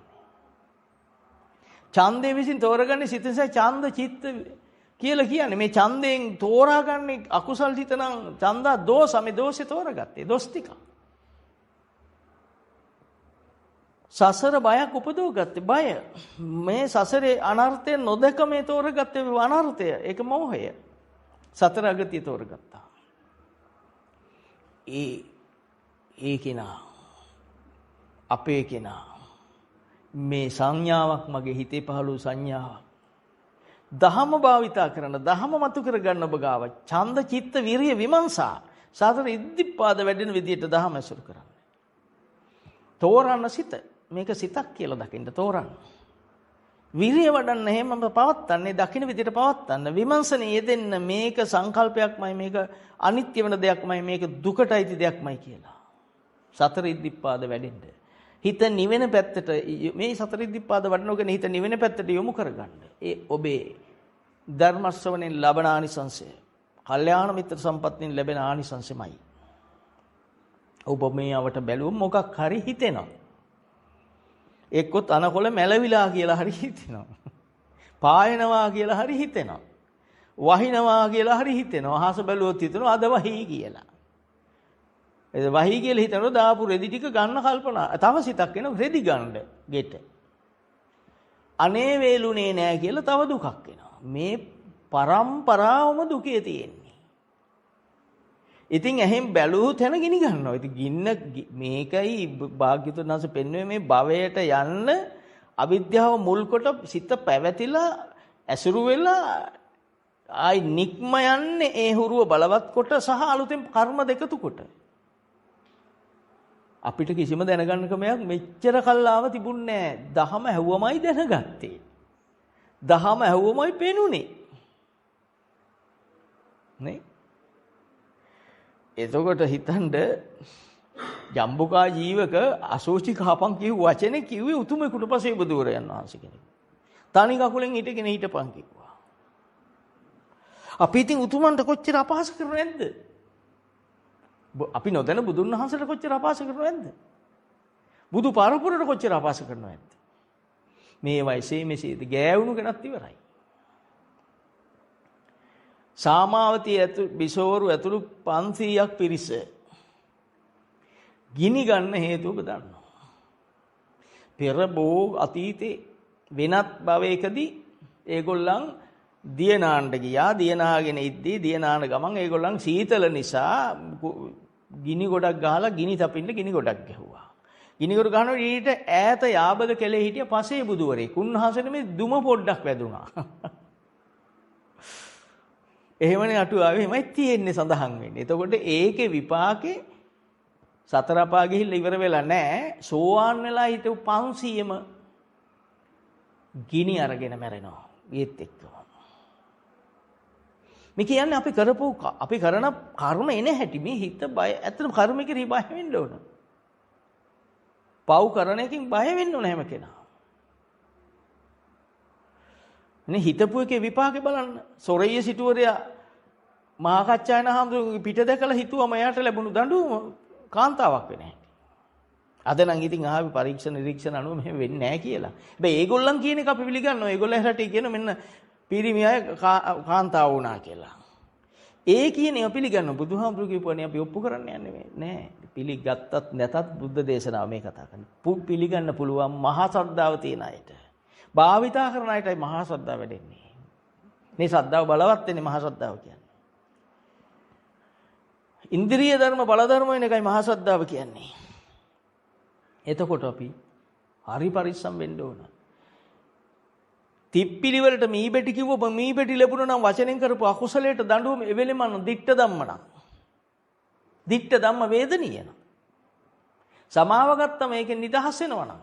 එතකොට අපිට පුළුවන් නේද සමාහාරං මේවා සමතයකටපත් කරන්න මොනතරම් ශ්‍රේෂ්ඨ දහමක්ද මෙයාන්නේ. නිකම් බුදුන් වහන්සේ ඔබ ළඟ ධර්මෝ හවේරක්කති ධම්මචාරී යෝ ධම්මං පස්සති සෝමං පස්සති. ඔබ දහම ඇසුරු කරනවා මේ ඇසුරු කරන්නේ බුදුන් වහන්සේමයි. බුදුන් වහන්සේ කෙනෙක් වෙන ඇසුරු කරන ක්‍රමයක් නැහැ. මේක තමයි ක්‍රමය. එතකොට කුණ්ඩදාන මහරහතන් වහන්සේ පෙර භවයක දෙවියෙක් වෙලා ඉද්දි දෙයියට හිතුණ වීලුවක් කරන්න මම මේ කර්මේ නැහැටි පෙන්වන්නේ මේ විපාකේ නැහැටි පෙන්වන්නේ හිතුණා උතුම් භික්ෂුන් වහන්සේලා දෙනමක් පින්වත් සංඝරත්නයේ ධර්ම ශ්‍රවණය කරලා බුදුන් වහන්සේගෙන් දහමාලා කාශ්‍යප බුදු පියාණන්සේගෙන් යනවා වෙන යංගමකට යන ගමන් කැලේදී තමාගේ සුළු අවශ්‍යතාවට කැලේට අනිත් ස්වාමීන් වහන්සේගෙන් උතුම් අවසරය අරගෙන පැත්තට යද්දි දෙවියෝ කාන්තාවේසියන් මම පස්සෙන් ආවා. අර සංඝරත්නේ හිතුවා මේ මං හම්බෙන්නේ මේ සුළු වැඩකට කියලා ගියේ මේ කාන්තාව හම්බෙන්නේ කියලා. අන්නේ ආපු සැකේ විපාකෙට නිරේ ගිහිල්ලා උපන්නා. රහත් උනත් පස්සෙන් කාන්තාවම මැවෙනවා. මොනතරම් බයද? පවට මොනතරම් අපි බය වෙ යුතුද? මේ කරගන්නේ මටමයි. මේක ආයෝජනයක්මයි. මේ නවත්තන එක, පව් නොකර නවත්තන එක මට ආනිසංශයක්මයි. ඒකත් ආයෝජනයක්. ඒක හොඳ පැත්තට ආයෝජනයක්. බුදුහාමුදුරු සරණ යන ක්‍රමේ. මේ සංස්කාර ධර්මයන් මේ සකස් වෙන සිත කය වචනේ ක්‍රියාත්මක වෙන්න ගන්නේ සංඥාවට එකඟව. පෞකාර සංඥාව ඕ හොඳ වැඩේටත් සංඥා වෙනවා. චේතනාව දෙකයි කුසල චේතනා අකුසල චේතනා. දැන් හොඳ වැඩක් කරන්නත් අදහසක් එනවා. දානයක් දෙන එක හොඳ අදහසක්. ඒ කුසල පැත්ත. පන්සල අතු ගන්න හිතන කුසල පැත්ත. අතු ගන්න ගමන් කෙනෙක් පොඩ්ඩක් ඉදලා ඉල්ලනවා මටත් පොඩ්ඩක් අතු ගන්න දෙන්න. දැන් මොකද කරන්නේ? දුන්නත් මහා තමන් අතු ගෑව හා සමානයි. දෙන්නේ නැහැ මම්ම කරන්න ඕන. ඉල්ලන්න එපා. වරවල අන්න එතනින් කරගන්න පව් ටික කොතෙන්ද යන්නේ. අර ඉල්ලු කෙනාට දෙන්න සාදු කියලා. තමන් කරාමයි ඒ පින. අන්න හවුලේ කරනවා කියන හැටි. ඉල්ලන්නේ නැතුව කාට ඇදලා මේක කරනවා කියලා බලෙන් දෙන එක නෙවෙයි. නැත්තම් කියලා දීලා හිත පින කෙරෙහි එකඟ වෙන කෙනෙකුට දුන්නොත් පින්. අකමැති කෙනෙකුට දුන්නොත් ඔහු බැන බැන අතු ගන්න. ඒකත් අයිතියට. එතකොට දැන් අපි බැලුවාම සංඥාව අපේ හිතේ මැවෙන දේ මේ පාරේ මිනිස්සෙක් යනවා. එයා මට උදව්ත් කරලා තියෙනවා වැරදිත් කරලා තියෙනවා. දෙකම මතක් වෙනවා. හොඳ කරා කියලා මතක් වෙනකොට මගේ හිතේ පාප පැත්ත අඩු වෙනවා. ඒකට බැඳීම ඒත් තණ්හාව තියෙනවා. අරමුණ කෙරෙහි තණ්හාව චේතනාව තියෙනවා. මට වැරද්දක් කරා කියලා හිතෙනකොට මගේ අකුසලයේ තියෙනවා. ඒකට දැඩිව බැඳෙනවා. දැන් මගේ මූණ අර තිබුණු මූණ රැලි වැටලා දරුණු වෙනවා. මේ හොඳ මූණ පිපෙනවා. hina වෙනකොට මූණ පිපෙනවා මලක් වගේ. බලන්න ඔබේ මූණ hina වෙලා කණ්ණාඩියක් ගාවට ගිහිල්ලා. ඔරවල බලන්න මූණ රැළේ නැහැටි. පිපිච්ච ඒව නැති වෙනවා. පර වෙච්ච මලක් වගේ. සත්‍යයි. සම්මා සම්බුද්ධ ශාසනය තුල තියෙන බුද්ධ වචනේ ජීවිතයට ගලපනකොට පේන හැටි. එතකොට අපි දවසම ඉන්නේ ඔරවගෙන නේද? දකින්නකොටම ඔරවන. ඔය ඉන්නේ. තුන්වෙනි පන්ති සේවකයෙක් මම පළවෙනි පන්තියේ. මේ නිවන් දකින්න කියන්නේ අනේ කවුරුත් අපේ අම්මා තාත්තා වෙච්ච අය. මේ හැම කෙනාට පතල කරුණාවෙන් බුදුන් වහන්සේ දහම් දෙසුවේ අන්නේ හැඟීමෙන් මාත්මි කියන්නේ. ගැලවෙන්න. මේක ඔබට අහලා රහස ඉන්න දීපු දහමක් නෙවෙයි මේක ලෝකෙට කියන්න විවට්ටති විරෝචති. හැබැයි ඔබ දහම දන්න කෙනෙක් විදිහට නෙවෙයි කියන්නේ මේ දේශනයක් අහන්න දෙන්නේ. සමහරු ටික දවසක් මේ දහම අහනකොට එයා දේවාලයක් දා ගන්නවා. සමහරු දහම අහනකොට මේ විශ්වයෙන් පණිවිඩාවයි කියලා කියන්න පටන්. මේකේ යන්න නොදෙන පෙර සසර කරපු අකුසල් මතුවෙන රටාවල් නැතුව මේවා හැටි මේවා බුදුන් වහන්සේ දේශනා කළා තියෙනවා. ඒවා මේ කතා කරන්නේ. මේවා විකාර කරන්න ගන්න අවසානයේ දහම තුල ධර්ම විකාර කරන්න ගන්න. මම සෝවාන් වෙලා කියලා හංගවන්න ගන්නවා. මම රහත් වෙලා කියලා මේකේ යන්න දෙන්නේ නැහැ බාධක අනන්තයි. ඒ ඔබ තුලම මැවෙන්නේ ඔබ තු කරපු එකක්මයි. අනේ මට නම් තේරුණා අවබෝධ වුණා. මේ සංස්කාරේ දුකයි. මේ සංස්කාරේ ජරා මරණ දුකටයි තියෙන්නේ. ඔව් කියන්නේ එච්චරයි. ඔබ සෝවාන් වෙලා අනේ මන් දන්නේ නැහැ. හැබැයි මට එකක් තේරෙනවා. මගේ සියලු සංස්කාරය මට අනර්ථය පිණිසමයි කියලා ඔහු කියනවා. ඔහු සාක්කාත වූ දහම, ඔහුට අවබෝධ වූ දහම, ඔහු තුලින් ඔහු දකින්නා වූ දහම ඔහු ප්‍රකාශ කරනවා. මට මෙහෙම හිතුණා මෙයා දකිද්දි ඒක මට අනර්ථයි. මං එහෙම දකිනවා. මට එහෙම ඉඳලා හරි දකින්න පුළුවන් කියලා ඔහුගේ ඇත්ත ප්‍රකාශය. සත්‍ය. පොඩ්ඩක් බොරු කියන්නේ අතිශෝක්ති වර්ණනා වලට ඔහු යන්නේ නැහැ. ඒ ඔක්කොම පාප ක්‍රියා. මම දන්නවා දැන් මේ ඔක්කොම ආයතන කියලා. මේක ඇස මේක රූපේ මේ ඇසත් එක්ක රූපේ ගැටෙනවා. ඒකත් එක්ක විඥානේ සම්බන්ධ වෙලා මේ ස්පර්ශය කියලා මම දන්නවා. ඒ බුද්ධ වචනේ මුල. ඔන්න දැන් බුදුදහමේ මුල මේ මෙච්චර කතා කරමු. සිංහල හොඩි අයනු වගේ දෙමළ හොඩියට අනන්‍ය අකුරු ටිකක් තියෙනවා ආනාවන්. ඉංග්‍රීසි වලට ABCD. දැන් බුද්ධ දේශනාවේ බේසික් එක. ආයතන. ස්කන්ධ. මේ ඒ ආයතනත් එක්ක වැඩ කරන රූප වේදනා සංඥා සංකාර විඥාන කියන ස්කන්ධ පංචකය. ඒ වේලාවේ ස්කන්ධ පංචකය ක්‍රියාත්මක වෙන්න තියෙන කය කූඩුව හැදුණු සතර මහා ධාතු ටික. පඨවි ආපෝ තේජෝ වායෝ. ස්කන්ධ ආයතන ධාතු. ඒ හැර දෙයක් තියෙනවද ඒ ටික මගේ කයේ මෙන්න මෙහෙම ක්‍රියාවක් තියෙන්නේ කියලා දකිනකොට ඔබ දහම ගෞරවණීය විදියට දකින්න කෙනෙක්. මේ කය උන තරහක් එනවා. තරහ දරා ගන්න බෑ. හිතනවා මැරෙන්න. ඒක මොකක් හරි කරා පෙරදුනා. Taman අරමුණ හිතුණා මේ දැන් මේක සංකල්පයක්. දැන් සිත ඕන එල්ලෙන්න හරිනම් ගහේ. එල්ල මැරෙන්න ඕන සිතනේ මොකද කරන්නේ මේ කය ගිහිල්ලා එල්ලන. අර සිතවිල්ල පොඩකට වෙනස් වෙන්නේ නැහැ. ඒක ඊළඟ බවේ ගිහිල්ලා පටන් ගන්නවා එල්ලිච්ච සතෙක් වෙලා. ගහක එල්ලිලා ඉන්න සතෙක් වෙලා නිරේ ඉන්න ගහක මහා කටුවිඹුලක යන කෙනෙක් වෙලා එක්කෝ එල්ලිලා ඉන්න සතෙක් වෙලා. ගැට ගහලා ඉන්න සතෙක් වෙලා බෙල්ලේ කඹේනේ ගැට ගහගත්තේ. අතෙන්ට ගිහිල්ලා මේ කය එල්ලන එක නෙවෙයි කරන්නේ හිත එල්ලන්නේ. දැන් ඔබට මේ නුවණස දුන්නේ මේ කාය සංස්කාරයේ හේතුඵලයක්. එතකොට මේ පැත්තක යන වැඩ නැති වැඩක් කරලා බොරුවේ මුලාවට වැටිච්ච හැටි බලන්න. ඒ වේගයට ඇත්තක් පේන්නේ නැහැ. සත්‍ය විග්‍රහයක් එන්නේ නැහැ නේ වේගෙට. විකෘතියක්මයි එන්නේ. විකෘතියේ ඉන්න මිනිසට ඊළඟ එකත් විකෘතියක්මයි. ප්‍රകൃතියේ ඉන්න මිනිසට ඊළඟ එකත් ප්‍රകൃතියක්මයි. නිවැරදි දැකීමේ ඉන්න කෙනාට ඊළඟ එකත් නිවැරදි දැකීමක්මයි. අන්න හිත නිවෙන හැටි. නේද? ඉල්ලපු දෙ දුන්නේ නැහැ. දැන් එයාගේ හිත කියන්නේ පෙර සසරේ ඔහු පුරුදු මේලිල මැරෙන්න.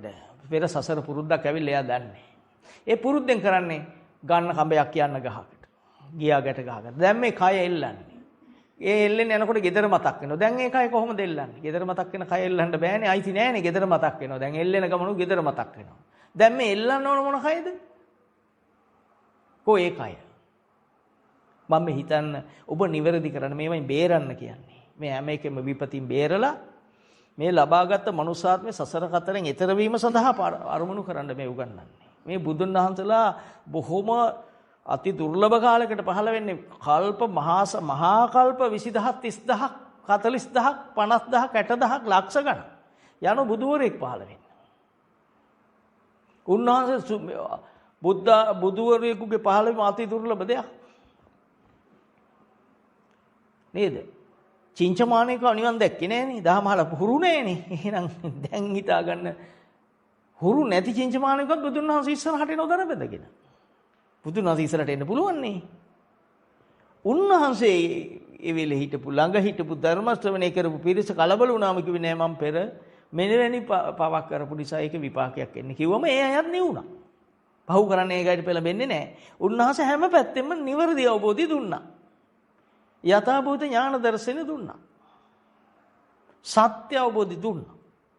ඒතර දැන් ඔබට මොනවා හරි ප්‍රශ්නයක් තියෙනවා නම් ඔබ තේරුම් ගන්න මේ මම පෙර කරපු එක.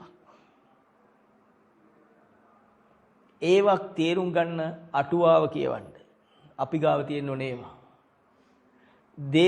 දෙවියෝ ගැන දේශනා කරපු විමාන වස්තු කියවන්න. പ്രേත වස්තු කියවන්න.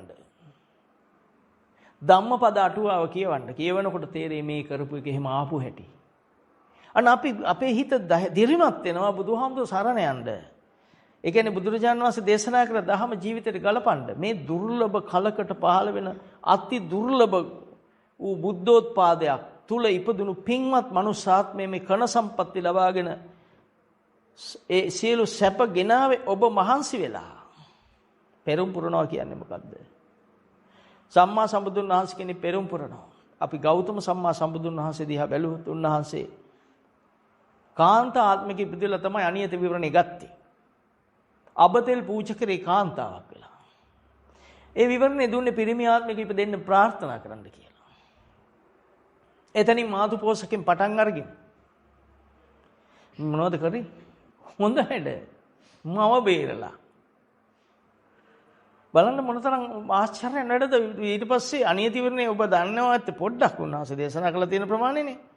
අපි බලන්න නියත විවරණේ පස්සේ දීපංකර බුදුන් වහන්සේ නියත විවරණේ දෙන්නේ අනියත විවරණේ පිංක තනියෙන් කරගෙන. මතක නෑ මේ විවරණ ගත එකක් කොහේ මතකේ. දන්නේ නෑ. හැබැයි අර පුරුද්දට කෙරෙන්නේ හොඳ වැඩ. හොඳ වැඩ කරන්න පුළුවන් තැන කරනවා. ඉතින් වැරදි කීපෙකු කෙරුණා. ඒ මොකද? ඒක තමයි සසරේ ස්වභාවය. ඉතින් ඒවත් ගලවගෙන ඒ විපාකත් ඉඳගෙන බෝසත්වරයෙක් තනියෙන් මේ අපවාදත් ඉඳගෙන එනවා සසරේ. එහෙම තමයි හැටි. ඒකාත්මික වැද්දට කඩුවක් Tamanට කොපුවක් හම්බ වෙන බෝධිසත්වයන්ට. ඒ ලෝකේ ස්වභාවය. ඒව තමයි ආදර්ශ ගන්න ලෝකෙන් ඉක්මනින් තුරන් වෙන්න කියන්නේ. වෙනේව නෙවෙයි. අනුන්ගේ උපමා ගන්නෑ උන්වහන්සේලා. උන්වහන්සේගේ උපමා ගන්නේ. ඒකයි ජාතක කතා කියලා කියන්නේ උන්වහන්සේ උපමා ගත්ත ලෝකෙට දහම් දසන අප්‍රමාදී බව සකස් කරන්න උපමා ගන්න උන්වහන්සේගේ චරිතය. එතකොට අපි තේරුම් ගත යුතු වෙන අපේ හිත සුද්ධ කරගත යුතුයි. හිත තමයි මුල් වෙන්නේ. මනෝ පුබ්බංගමා ධම්මා මනෝසෙට්ඨා මනෝමය. මේ මන කියන්නේ සිතමයි. මේ මනසේ මතු කරන අදහසම සිතුවිල්ල බවට පත් වෙනවා. දැන් මේ සිතුවිල්ල පහළ වෙන මොහොතේම ස්කන්ධ පහක් තියෙන්නේ. ඒකත් එක්ක එය සංකල්පයෙන් ප්‍රබල වෙන්න සිතුවිල්ල බවට පත් වෙනවා. තණ්හාව මුල් වෙනවා. රාගය පහළ වෙනවා. මේ ක්ෂණයක් ගැන කතා කරන්නේ අපිට මේක හිතන්න බැරි නිසා ඉච්චර වේගයක් ගැන කතා නොකර තේරෙන බසකට මම මේ ගන්න උත්සාහ කරන්නේ. මොකද අපි එතෙන්ටම ගිහිල්ලා කතා කරමු මොකක්වත් තේරෙන්නේ නැහැනේ. බතර වගේ කුමාරුන්ට කියන මේ පණිවිඩය තුල තියෙනුනේ තමන් ගැන එව්වොත් නරකද කියන එකේ මේ තමා ගැන කියලා මොකක් හොයන්නද? නේ හොයන්න ඕන තමා ගැන මොකද්ද කියලා දේශනා කරන්නේ නැහැනේ. ඊට පස්සේ නැවතුණාම දේශනා කරන්නේ. මම නැවතිලා කියලා අඟුලිමාලට දේශනා කරතන කියන්නේ නැහැනේ මේ කයෙන් නවතින ක්‍රමයක් නේ කිව්වේ. උන්වහන්සේ දේශනා කරන්නේ මම සසරෙන් නැවතිච්ච එකක් නේ. අඟුලිමාලට තේරෙන්නේ මේ කයෙන් නවතින එකක් නේ. කයෙන් ඇවිදින ගමන් කියන නැවතිලා කියලා. එතකොට ඒකේ ඇතුලේ අර හංගවා කතා කරනවා. දෙන්න ඕන පණිවිඩේ. එහෙනම් අපි තේරුම් ගනිමු මේ හැම එකෙම. මේ මම අද දවසේ කතා කර මේ මොහොතේ කතා කරමින් සිටින මේ හැම එකම තේරුම් ගන්න උත්සාහ කරන්න. බුදුන් වහන්සේ කෙනෙක් මොනතරම් උත්සාහ කළාද? කැමැත්තෙන් පව් කරන කෙනෙක් ආයාසෙන් මුදවන්න. මේ වචනේ මතක තියාගෙන කැමැත්තෙන් පව් කරන්නේ. අඟුලිමාල කැමැත්තෙන් පව් කරන්නේ. අකමැත්තෙන් පටන් අරන් කැමැත්තෙන් කරන්න ගත්තේ. ඇඟිලි කපලා මට පූජාවක් පවත්වන්න කියලා ගුරුවරයා දෙකින මගේ නමම අහිංසක මට ඕක කරන්න බෑ. සතෙක්ව මරන්න බැරි මට බෑ කිව්වා අහිංසක නේ. නැත්තම් ගුරුවරට පූජාව පැවැත්වුවා නෙවි කියලා කිව්වා. එතකොට පටන් ගන්න අකමැත්තෙන් පස්සේ කැමැත්තෙන් කරන්නේ. පටන් ගන්න හැකියාව අඩු මට්ටමින් එන්න ඔහුගේ අත්දැකීම් හැකියාව වැඩි වෙනවා. දවසට 100 ගණන් දහස් ගණන් මරන්න පුළුවන් තත්ත්වයට උපත් වෙනවා. දැන් ඔහු පවෙහි ප්‍රවීණේ. ඔබ පටන් ගන්න නැති ගෙදරදී එක වචනකින් බැනලා ගෙදර. අම්මට එක වචනකින් බනින්න නැත්තේ. දෙවෙනි දවසේ ඔබට දෙකක් කියන්න පුළුවන් වෙනවා. මේ පොඩි ළමයාගේ ඉඳලා මම මේ කියන්නේ කාට? තුන් වචන 3-4ක් කියන්න පුළුවන් වෙනවා. අම්මා අහන් ඉන්නවනේ. 4ක් 5ක් 10ක් කියන්න ගන්නවා. මේ පව කරගෙන ගිහිල්ලා. එයා මවට මහ දඬුවමක් දෙන්න පුළුවන් තත්ත්වයටපත් වෙන මේ හුරුව යන්නේ බාරි භයානකයි. හැමෝම ගැන කියන්නේ. තුන් ලෝකෙම ගැන මේ කතා කරන්නේ. ඒක නිසා මේ ලෝකෙට අනුකම්පාවෙන් බුදුන් වහන්සේ කියන මේක දේශනා කරේ. මොකුත් ගන්න නෙවෙයි. මේවා මුදලින් කරන්න පුළුවන් වැඩ නෙවෙයි. මේවා සල්ලි වලින් 7-5කින්වත් කරන්න බෑ. අනුන්ගේ සල්ලි වලින් කරන වැඩ මෙතන නෑ. හිත සුද්ධ කරන්න පුළුවන් සල්ලි වලින්. හිත සුද්ධ කරන්න පුළුවන් දේපල ඉඩම් වලින් මොකකින්වත් බෑ. ඒවා ඉතින් ඕන මේ කය තියන්නේ මේ කය හිටවලා තියලා තියෙන ඉඩමකනේ. කය වාඩි කරලා තියෙන පුටුවකනේ. හිත සුද්ධ කරන්න පුළුවන් මේ පුටුවට. හිත සුද්ධ කරන්න පුළුවන් මේ ඉඩමට. හිත සුද්ධ කරන්න පුළුවන් සල්ලි වලට. ධම්මං විනා දහමට අර මොකටද බෑ. අම්මට තාත්තට පුළුවන් මගේ හිත සුද්ධ කරන්න බෑ. එහෙනම් දහමට දහම කියන්නේ කවුද? බුදුරජාණන් වහන්සේමයි. ඒක තේරුම් ගන්න අද මෙච්චර කල් කරපු දේශන 54ම හරය මේ කතා කරන්නේ. ඒක තව සරල කරලා ගලපලා මේ පෙන්වන්නේ. ඒතර සෝවාන් වෙනවා කියන්නේ මම මගේ තියෙන කෙලෙස් වලින් මිදෙන්න ගන්නවා කියන එක. මම මගේ තියෙන කෙලෙස් වලට මම එකඟ නැහැ කියන එක. එකඟ නැති බව මම පටන් ගත්තා කියන එකයි. මගේ හිත අසුද්ධ වෙන අපිරිසිදු වෙන කිසි දෙයකට මම එකඟව ක්‍රියාත්මක වීම මම නවත්තගෙන යනවා කියන එකයි සෝවාන් වෙනවා කියන්නේ. සක්කාය කියලා කියන්නේ මගේ හිතේ හටගත් අකුසල් ටික. ස්කන්ධ පංචකය රූප වේදනා සංඥා සංකාර විඥාන කියන මේ පංච උපාදාන ස්කන්ධය. මේ උපාදාන ස්කන්ධය තමයි සක්කාය කියන්නේ. දිට්ඨිය කියන්නේ එහි තියෙන සංඥාව චේතනාවක් වෙලා ක්‍රියාත්මක වෙන්න පටන් ගන්න එක. දිට්ඨිය කියන්නේ උපාදාන ස්කන්ධෙම තමයි. ඒක අරමුණු වෙන එක. ඒක ජීවිතේ වෙන එක. ඒතකොට එහෙනම් මේ දෙකෙන්ම මිදෙන්න පුළුවන් අපිට. මේක පංච උපාදාන ස්කන්ධයක්. එහෙම නැත්නම් මේක සිත වෙල්ලා. මේක සංඥාවක්. මේක මට අනර්ථය පිණිස, අවැඩ පිණිස, අසුභය පිණිස පහළ දෙයක්. මේ හේතුඵලයක්. හේතුන් නිසා සකස් වූ දෙයක්. හේතුන් පටිච්ච සම්භූතං. මේ හේතු නිසා සකස් වූ දේ හේතු නැතිවෙදි නැති හේතු බංග නිරුච්ඡන්ති. මේ හේතු නැති වෙනම නැති වෙන දෙයක්. අනිත්‍ය දෙයක්. මේ නුවණැස භාවිතා කරනකොට මේ උපන් අකුසලයේ බලය දුර්වල වෙනවා. අකුසලයේ අඩපණ වෙනවා. අකුසලයේ අඩපණ වෙනෝ කියන්නේ කුසලයේ බලවත් වෙනවා. දෙකම එකට වෙන්නේ. අඳුරට පහනක් දැල්ලනකොට අඳුර අඩපණ වෙනවා. ආලෝකයේ බැබලෙනවා. එහෙනම් මේ වෙලාවෙත් එහෙමයි.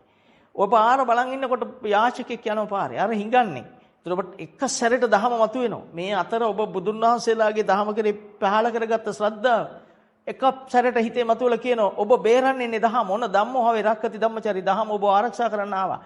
මේ ඕක පුතේ අර රූපේ මේ හැ. ඔය දෙකම ඔබ ඇතුළතදී සම්බන්ධ වෙන්නේ. ඒ රූපේ පේනවා කියලා හිතන්න එපා. මේ රූපේ දෙකම ස්පර්ශ වෙන්නේ ඇතුළතදී ආධ්‍යාත්මික කය තුලදී. අජ්ජත්‍ය තුලයි බහිද්දේ තියෙන්නේ. ඔබ ඇසුරු කරන බහිද්දේ තියෙන අජ්ජත්යේ තුල අජ්ජත්ත බහිද්දාවා. මේ දෙන්න එකට එකතු වෙන මේ තින්න සංගති පස්සෝ මේ තුන් දෙනා විඥානයත් එක්ක සම්බන්ධ විඥාන කියන්නේ දැනෙන බව. මේ දැනෙන බවයි මේක එකතු වෙනකොටම වේදනාව පහළ වෙලා. එහෙනම් මේ ඔබ ඇසුරු දැන් ඔන්න ඔතන ඉඳලා තමයි ඔබට අයිති වෙන්නේ. වේදනා සංඥා සංඛාර විඥාන මෙන්න ස්කන්ධ පංචකය. දැන් මේ ටික ඔබ තේරුම් ගන්න මේක හේතුඵලයක්. මේක අසරූපේ ගැටෙද්දි පහළ වූ හේතුඵලයක්. අනේ මොනතරම් ගැලවුණාද? මොනතරම් දහම භාවිතා කරාද? ඔහු මොනතරම් සිල්වත් වුණාද? මොනතරම් පෙරම් පුරපු ආනිසංස ලබා ගන්න කෙනෙක් වුණාද? එහෙම කෙනෙක් නම් ඔහු දන්නවා මේ බුද්ධ වචනේට කොපමණ ගරු කළත් මදි. කොපමණ වැන්දත් මදි. දහම නොතේරුණු අඩපණුවා ඉතින් මේවට ගරු කරන එක මුලදී ගරු කරත් පස්සේ ගරු කිරීම අඩු වෙවි යනවා. අන පරණ පව් පළ දෙන්න ගන්නවා. පව් පළ දෙනකොට ක්‍රමේ තමයි ගරු කරන්නෙත් නැහැ. දහම දේශනා කරන කෙනා එක කතා කරන්නෙත් නැහැ. කතාවත් නවත්තනවා. ගරු කිරීමත් නවත්ත කරනවා. නවත්තලා හිතනවා මං තනියෙන් කරගන්නවා කියලා. ඒ පව පළ දෙන තව රටාවක්. මේක මාර්ගය යනකොට මාර්ගයේ අතරමඟදී හලන්න කරන විපාකවල තව ස්වරූපයක් ඒක. දැන් මම අවබෝධයි දැන් මට එක සැරයක් ඇහුවම ඇති. ඕ ඇති. මේක ලක්ෂ වාරයක් බුදුන් වහන්සේ කොහොමද එකවරක් ඇහුවම ඇති කියේ. මහා මංගල සූත්‍රේ කාලේන ධම්ම ශ්‍රවණ. මේ පහළ වෙන හැම මොහොතෙම දකින්න ඒ වෙලාවේ තමන් තුල දහම එන්න නම් කල්යාණ මිත්‍ර සම්පත්තිය බලවත් වෙන්න ඕන. කල්යාණ මිත්‍රෙක් ඇසුරු වෙන්නේ දහම ඇහුවොත් විතරයි. දහම නැතිනම් කල්යාණ මිත්‍රු නැහැ. සද්ධර්ම ශ්‍රවණයේ කල්යාණ මිත්‍ර සම්පත්තිය. එතකොට යෝනිසෝ මනසිකාරය කියන්නේ තමන් තමාව දකින්න ශක්තිය පහළ වෙන්නේ. ධම්මානුධම්ම පටිපන්න වෙන්න පුළුවන්. එතකොට අන්න දැන් අපට තේරෙනවා සක්කාය දිට්ඨි කියන්නේ තමා තුළ පහළ වෙන මේ කෙලෙසෝ අකුසල් දෙකේම ක්‍රියාකාරීත්වය. මේ අකුසලයේ ක්‍රියාකාරීත්වය සක්කාය දිට්ඨිය කියන්නේ. කෙලෙස් වල අකුසලයේ දෙකේම. කෙලෙස් ටික ක්‍රියාත්මක කරනවා. දැන් මේක මගේ ජීවිත ක්‍රියාවක් වෙනවා. අසවල හතුරා. දැන් මම බලන් ඉන්නවා. දැන් අන්න සක්කාය දිට්ඨි දෙකම තියෙනවා. දැන් අයියා බුදුහාමුදුරු සරණ යන කෙනෙක් නෙවෙයි. බුදුහාමුදුරු කියන්නේ උතන මේ විචිකිච්ඡාව කියන්නේ බුදුහාමුදුරු සරණ නොයන බව. බුදුහාමුදුරු ඇසුරු නොකරන බව. බුදුහාමුදුරු ගුණ සිහිපත් කරන්න බැරි බව. එතකොට විචිකිච්ඡාව කියන්නේ ඒක. සීල උත පරාමාස කියන්නේ ඔහු ගාව දැන් මේ මෙතන සීලයක් නැහැ. ඔහු හිතන් ඉන්නේ මේ ක්‍රමයට අරයට බැන්නම හිතෙන් බැන හිටියම මම නිවෙයි කියලා. අන්න සීල උත පරාමාසයක්. ඔහු නිවෙන්න කරන්නේ අවුරුදු බණින එක. බැනලා කියන්නේ මං අද නම් හරි සතුටු හොඳ දෙකක් කිව්වා කියලා අන්න සීල උත පරාමාසයක්. තනි කකුලෙන් හිටගෙන ගියා වගේ හරක් වගේ läගලා හිටියා ගෝවෘත එළුව වගේ හිටියා. ඒව එක එක ක්‍රම කාණ්ඩ සීල. Taman ඒ හිතන් ඉන්නෝ සීලයක් තියෙයි කියලා හරක වගේ හිටගෙන ඉන්නවා. එළුව වගේ ඉන්නවා. තනි කකුලෙන් හිටගෙන ඉන්නවා. කටු මත ඉන්නවා. මහා ගිනි අවු ඇවිදිනවා. හිතන් ඉන්නෝ නොකා හිටියම නිවන් දකි කියලා. ඒකක් කරලා බලනවා. මාර්ගයේ මෙච්චර තියෙද්දි මොන තරම් අපි යට ගිහිල්ලාද කියලා හිතා. මල කඳන් දිහා බලන් ඉන්න. කොච්චර බැලුවම මල කඳ කියන්නේ බාහිර රූපයක්මයි. මල කඳෙන් අවබෝධ කරගන්න ඕන අනිත්‍ය.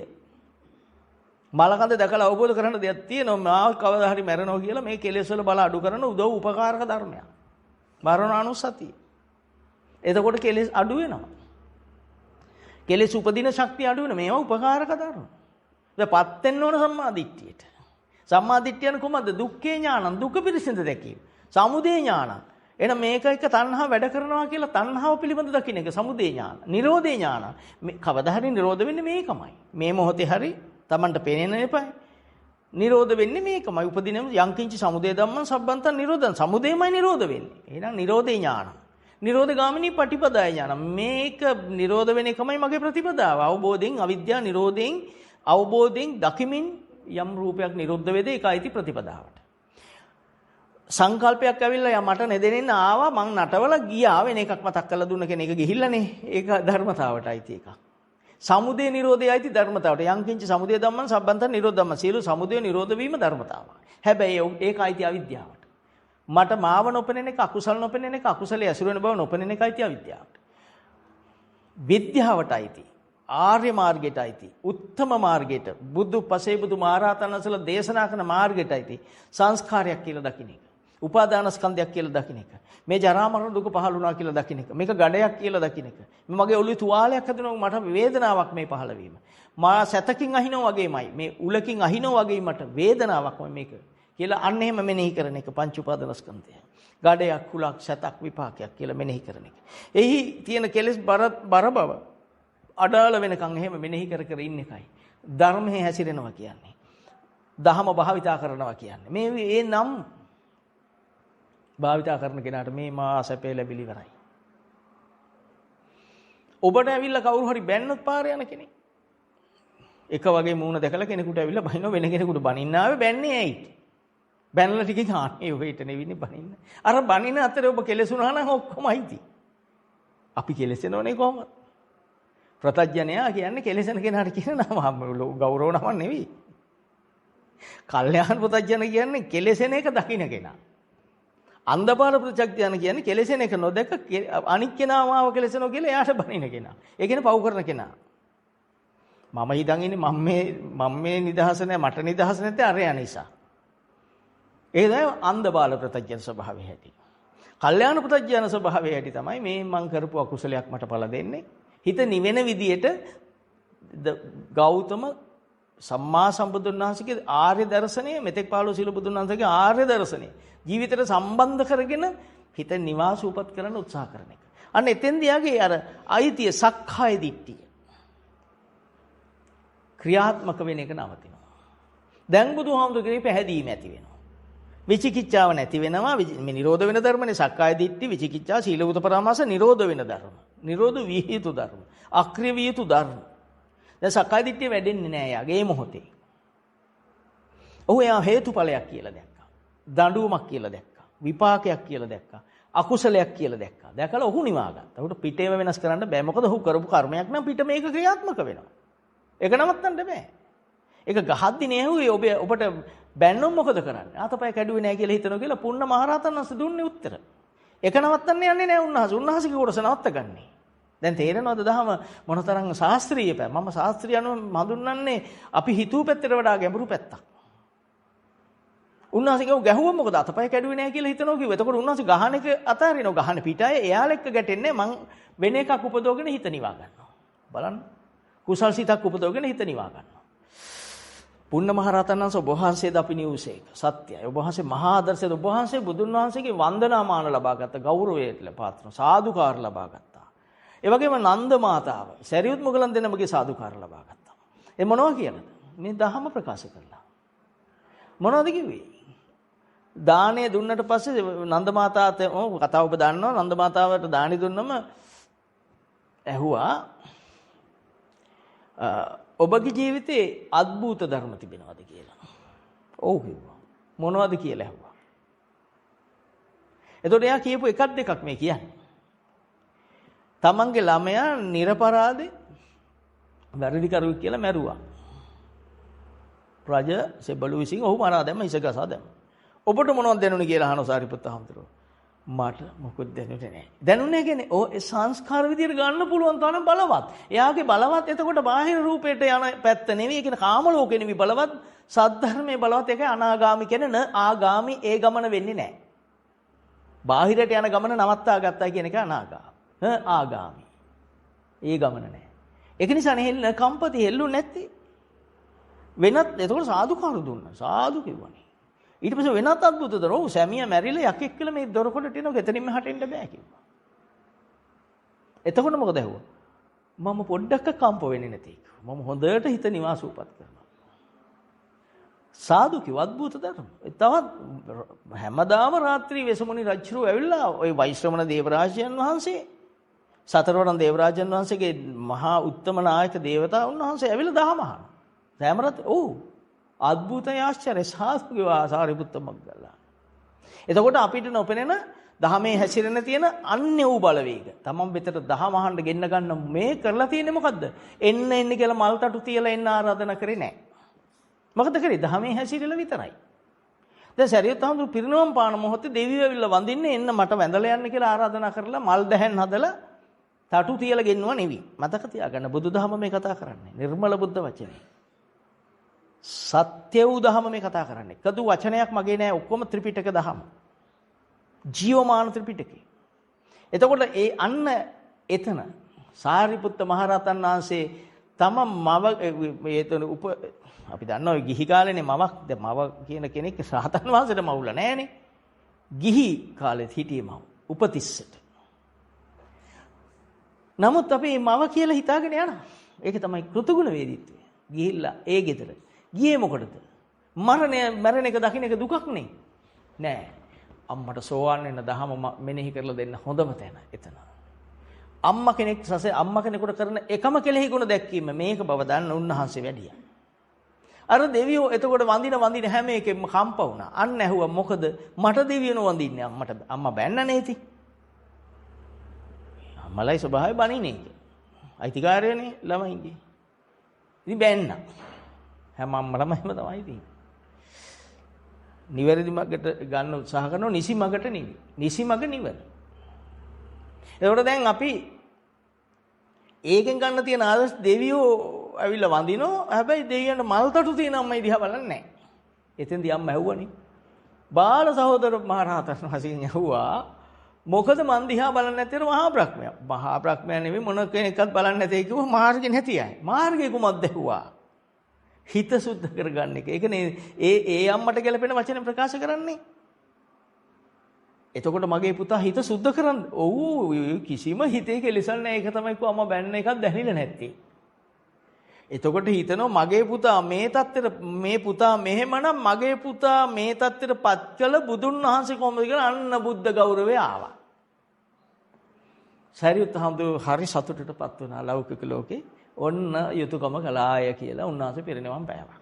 එතකොට ඔබ හිතන්නේ දහම ඉන්න කෙනාට ලැබෙන ආනිසංසයක් නේ. නේද? චින්චමානේ කාවලත් එනෝ ධර්මදන් ඔය අතරේ. ඒකත් මතක තියාගන්න. මාගන්දියලත් අපහාස කරනවා. ඉතින් කාටත් එකයි.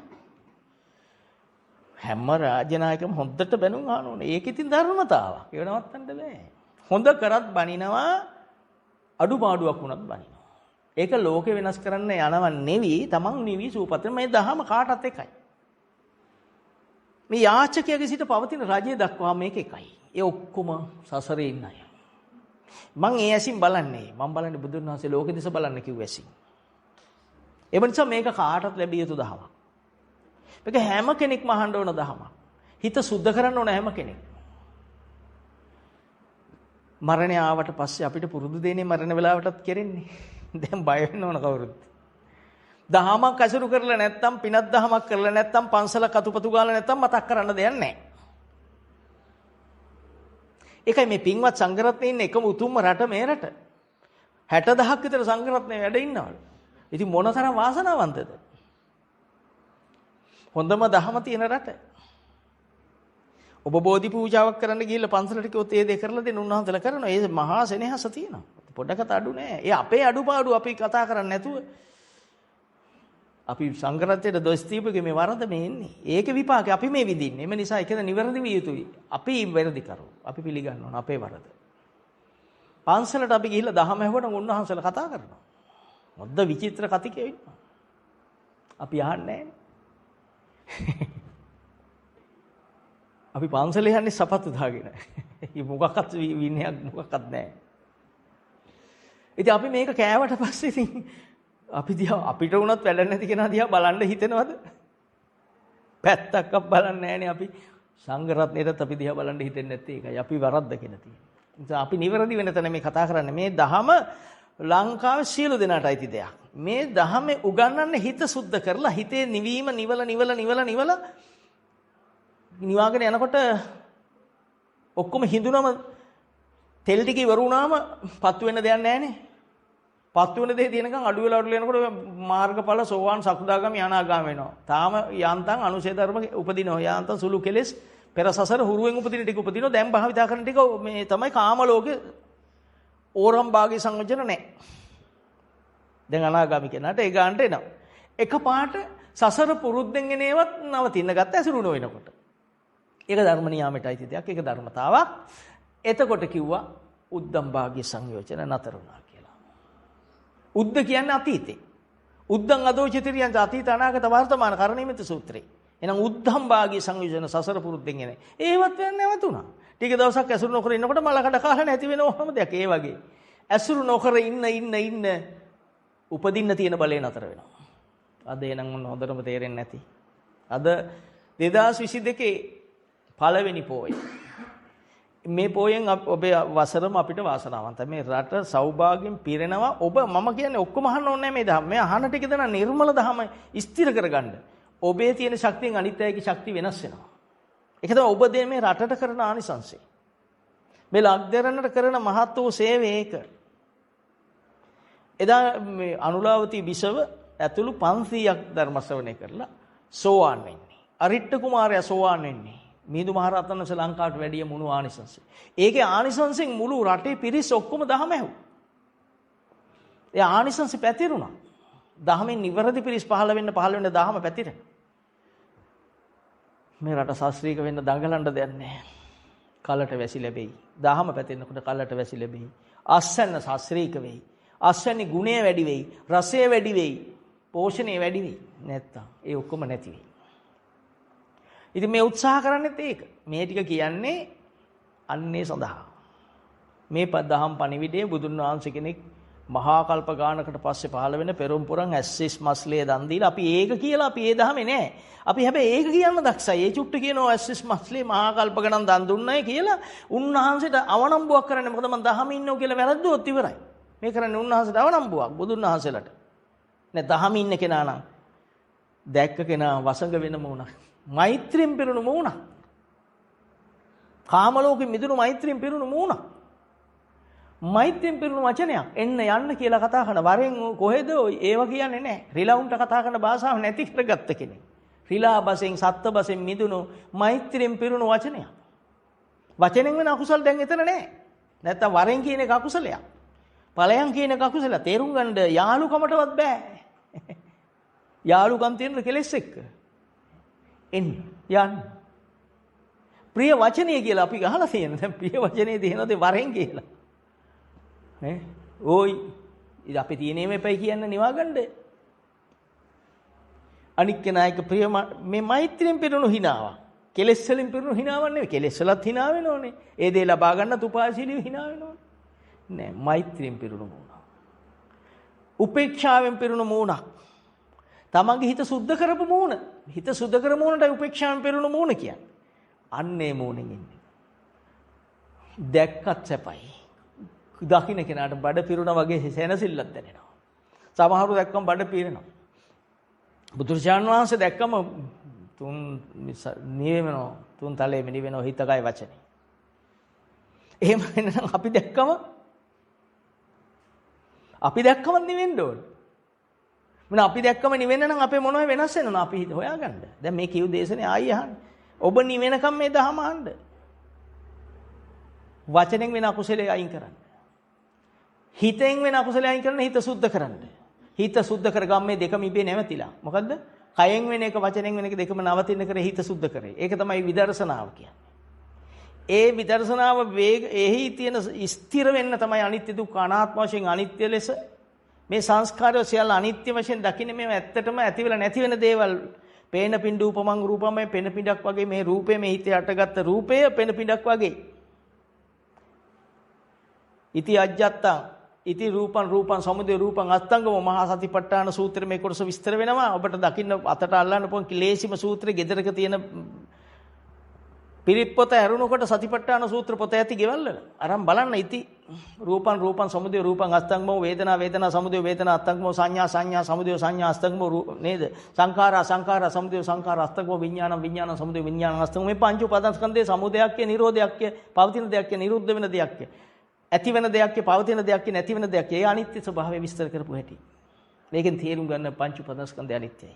දැන් පංච උපාදානස්කන්ධය නම් ස්කන්ධ පහම අනිත්‍ය නම් රූපය අනිත්‍යයි වේදනාව අනිත්‍යයි සංඥාව අනිත්‍යයි සංඛාරය අනිත්‍යයි විඥානය අනිත්‍යයි. එහෙනම් මේක දුක නම් රූපේ දුකයි වේදනාව දුකයි සංඥාව දුකයි සංඛාරය දුකයි විඥානය දුකයි මේ ස්කන්ධ පහම දුකටයි තියෙන්නේ. එහෙනම් මේ රූපේ අනාත්ම නම් මේක මගේ නෙවිනේ හේතුඵලයක් නම් පහළු දෙයක් නම් මගේ වෙන්නේ නැහනේ. මම නොවේ මගේ නොවේ මගේ ආත්මේ නෙවෙයි. රූපය මම නොවේ මගේ නොවේ මගේ ආත්මේ නෙවෙයි. වේදනාව මම නොවේ මගේ නොවේ මගේ ආත්මේ නෙවෙයි. සංඥාව මම නොවේ මගේ නොවේ මගේ ආත්මේ නෙවෙයි. සංඛාරය මම නොවේ මගේ නොවේ මගේ ආත්මේ නෙවෙයි. විඥානය මම නොවේ මගේ නොවේ මගේ ආත්මේ නෙවෙයි කියලා මෙනෙහි කරනවා. ගලපනවා. තව වචන තමයි සාකච්ඡා කරනවා කියන එක. එහෙම මෙනෙහි කරනකොට උපන්න අකුසල් පහ වෙනවා. ඊළඟට නූපන්න අකුසල් කියන්නේ නැවත එහෙම හිතෙන්න හදන එක. වෙන අරමුණක් ලෙස මොහ පහළ වෙන්න තියෙන ඉඩ නවතිනවා. ජීවිතෙන් බලනකොට මේ දහම් වනරම්‍ය සත්‍යය නොදක කොච්චර කියෙව්වත් මේ වචනයක් පමණයි. මේ ක්‍රියාවක්මයි. මේ මහත්ඵල මහානිසංසයක්මයි. බුදුන් වහන්සේ කෙනෙක් ඇසුරු කරන්න ලැබීම ඔබ හිතනවාද සුළුපටු පිනක් කියලා? එදා බුදු පියාණන් වහන්සේ විජම්බන දෙසන්න යද්දී මුලින්ම ආවේ අංකුර දෙයියෝ ඉස්සරහට. මේ කතාව දන්නවා අංකුර කතා වස්තුව.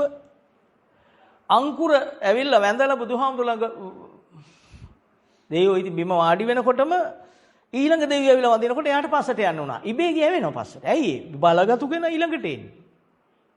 අපි ඕන උත්සවයකට ඉස්සෙල්ලා එන්නේ බලය අඩු අය. ඒ බලගතු අය එන්නේ ඒගොල්ලන් පස්සේ සීට් වලට යවෙනවා. ඒක ධර්මතාවක්. ඒක කාගෙත් ස්වභාවය, දිව්‍ය ලෝකෙත් ස්වභාවය. එහෙම බලගතු අය එන්නේ මෙයා යොදුන් ගානක් ඈතට විසිවෙලා ඉස්සරහින් ඉන්නේ ඉන්දික දෙවියෝ. අනුරුද්ධ මහරහතන් වහන්සේට බත් හැන්දක් බෙදුවා අහනිසංසින් දෙවියෙක් කියලා. මතකයි. බුදුහාමුදුරුවෝ දැකලා බුදුහාමුදුරුවෝ ශ්‍රද්ධාවෙන් පැහැදුණු සිතින් මට්ට කුණ්ඩලී මැරලා දෙවියෙක්. චණ්ඩාල මහල්ල බුදුන් වහන්සේට මුඩු පිට්ටු කැල්ල පූජා කළ සාදු කී හරක කරලා මැරෙද්දිත් අවසාන චුතිසිතට ආවේ බුදුන් වහන්සේ කෙනෙක් මට මන් දුන් දේ බාරගත්තා කියන දානානිසංසෙන් දෙවියෙක් කියලා දෙවඟන. මේ හැම එකෙම කියන්නේ දාන සීල භාවනාවෙන් ජීවත් වෙන්න කියන එක. දන් දෙන්න, සීලය පුළුවන් දවසට මේ පොයටවත් සීල් ගන්න. පන්සලට ගිහිලා සංඝරත්නයත් එක්ක සමගි වෙලා මේ සීලය ගන්න. අපි ඒකෙන් ඈත් වෙලා. මං අන්න ඒකට ඔබ යොමු කරන එක මේ කරන්නේ. සතයක්වත් අල්ලන්න නෙමෙයි මේ කතා කරන්නේ. සල්ලි වලින් කරන්න බැරි වැඩක් මේ කතා කරන්නේ. සල්ලි වලින් කරන්න ගියොත් බැරි වෙන වැඩෙත් මේක. සල්ලි වලින් කරන්න බැරි එකම වැඩෙත් මේක විදර්ශනාව. ඉඩම් වලින් බේපල වලින් කරන්න බැරි එකම වැඩෙත් විදර්ශනාව. දැන් තේරෙනවද බුද්ධ වචනේ කොයිතරම් අසිරිමත්ද කොච්චර අපි නිදහස් වෙනවද මේකට එනකොට? එහෙනම් අපි අද තේරුම් ගත්තා දැන් සක්කාය දිට්ඨිය කියන්නේ උපදින අකුසලය ජීවිතයට සම්බන්ධ වෙන හැටි. එතකොට තමයි බුදුහාමුදුරනේ සැකේ තියෙන්නේ. සැකේ තියෙනවා කියන්නේ බුදුන් වහන්සේ අසුරු නොවෙනෝ කියන එක. විග්‍රහ කරලා බැලුවා. එතකොට මං හිතන් ඉන්නේ මම මේකෙන් තමයි නිවෙන්නේ. මේ මෙයාට බැන්නමයි නිවෙන්නේ. මේ දේ කරාමයි මට සතුටක් එන්නේ. විකෘති වූ සතුට අනිත්‍ය වෙන සතුට తాවකාලික සැපත සඳහා යන්නේ පව කෙරෙහි නැඹුරු වෙන්නේ ඔන්න ඔය ක්‍රමයට. මේක අවබෝධ කරගත්තා. සදාතනික වෙනස අනිත්‍යට අහු නොවන දුකට අහු නොවන අනාත්ම කියන දර්ශනයට අහු නොවන ලෝකෝත්තර සැපත. පහළ වෙන්නේත් ඕක අනිත් පැත්ත ගැහිමෙම. ඕක යටිකුරු කළා කියලා කියන්නේ ඔය ක්‍රමයට අසුරු කරන එක හසවලා හතුරු කියලා හිතන එක තමයි වාජනේ යටිකුරු කළා කියන්නේ. මේක සංස්කාරයෙන් මේ දුකේ පහළම කියලා හිතන එක තමයි වාජනේ උඩට හරවගත්තා කියන්නේ. ඔන්න හැම පැත්තෙම කිව්වා. සෝවාන් වෙනවා කියන්නේ මම මගේ තියෙන කෙලෙස් වලින් මම මිදුණා කියන එක. ඒකට උදව්වට බනින්න පුළුවන් තරම් කියලා ඔයා මේ අය කියන්නේ අල්ලපු ගෙදර කෙනාට හරි ඔබට බනින්න කියලා. බැන්නම් බලන්න ඔබ ආවේශ වෙනවද කියලා.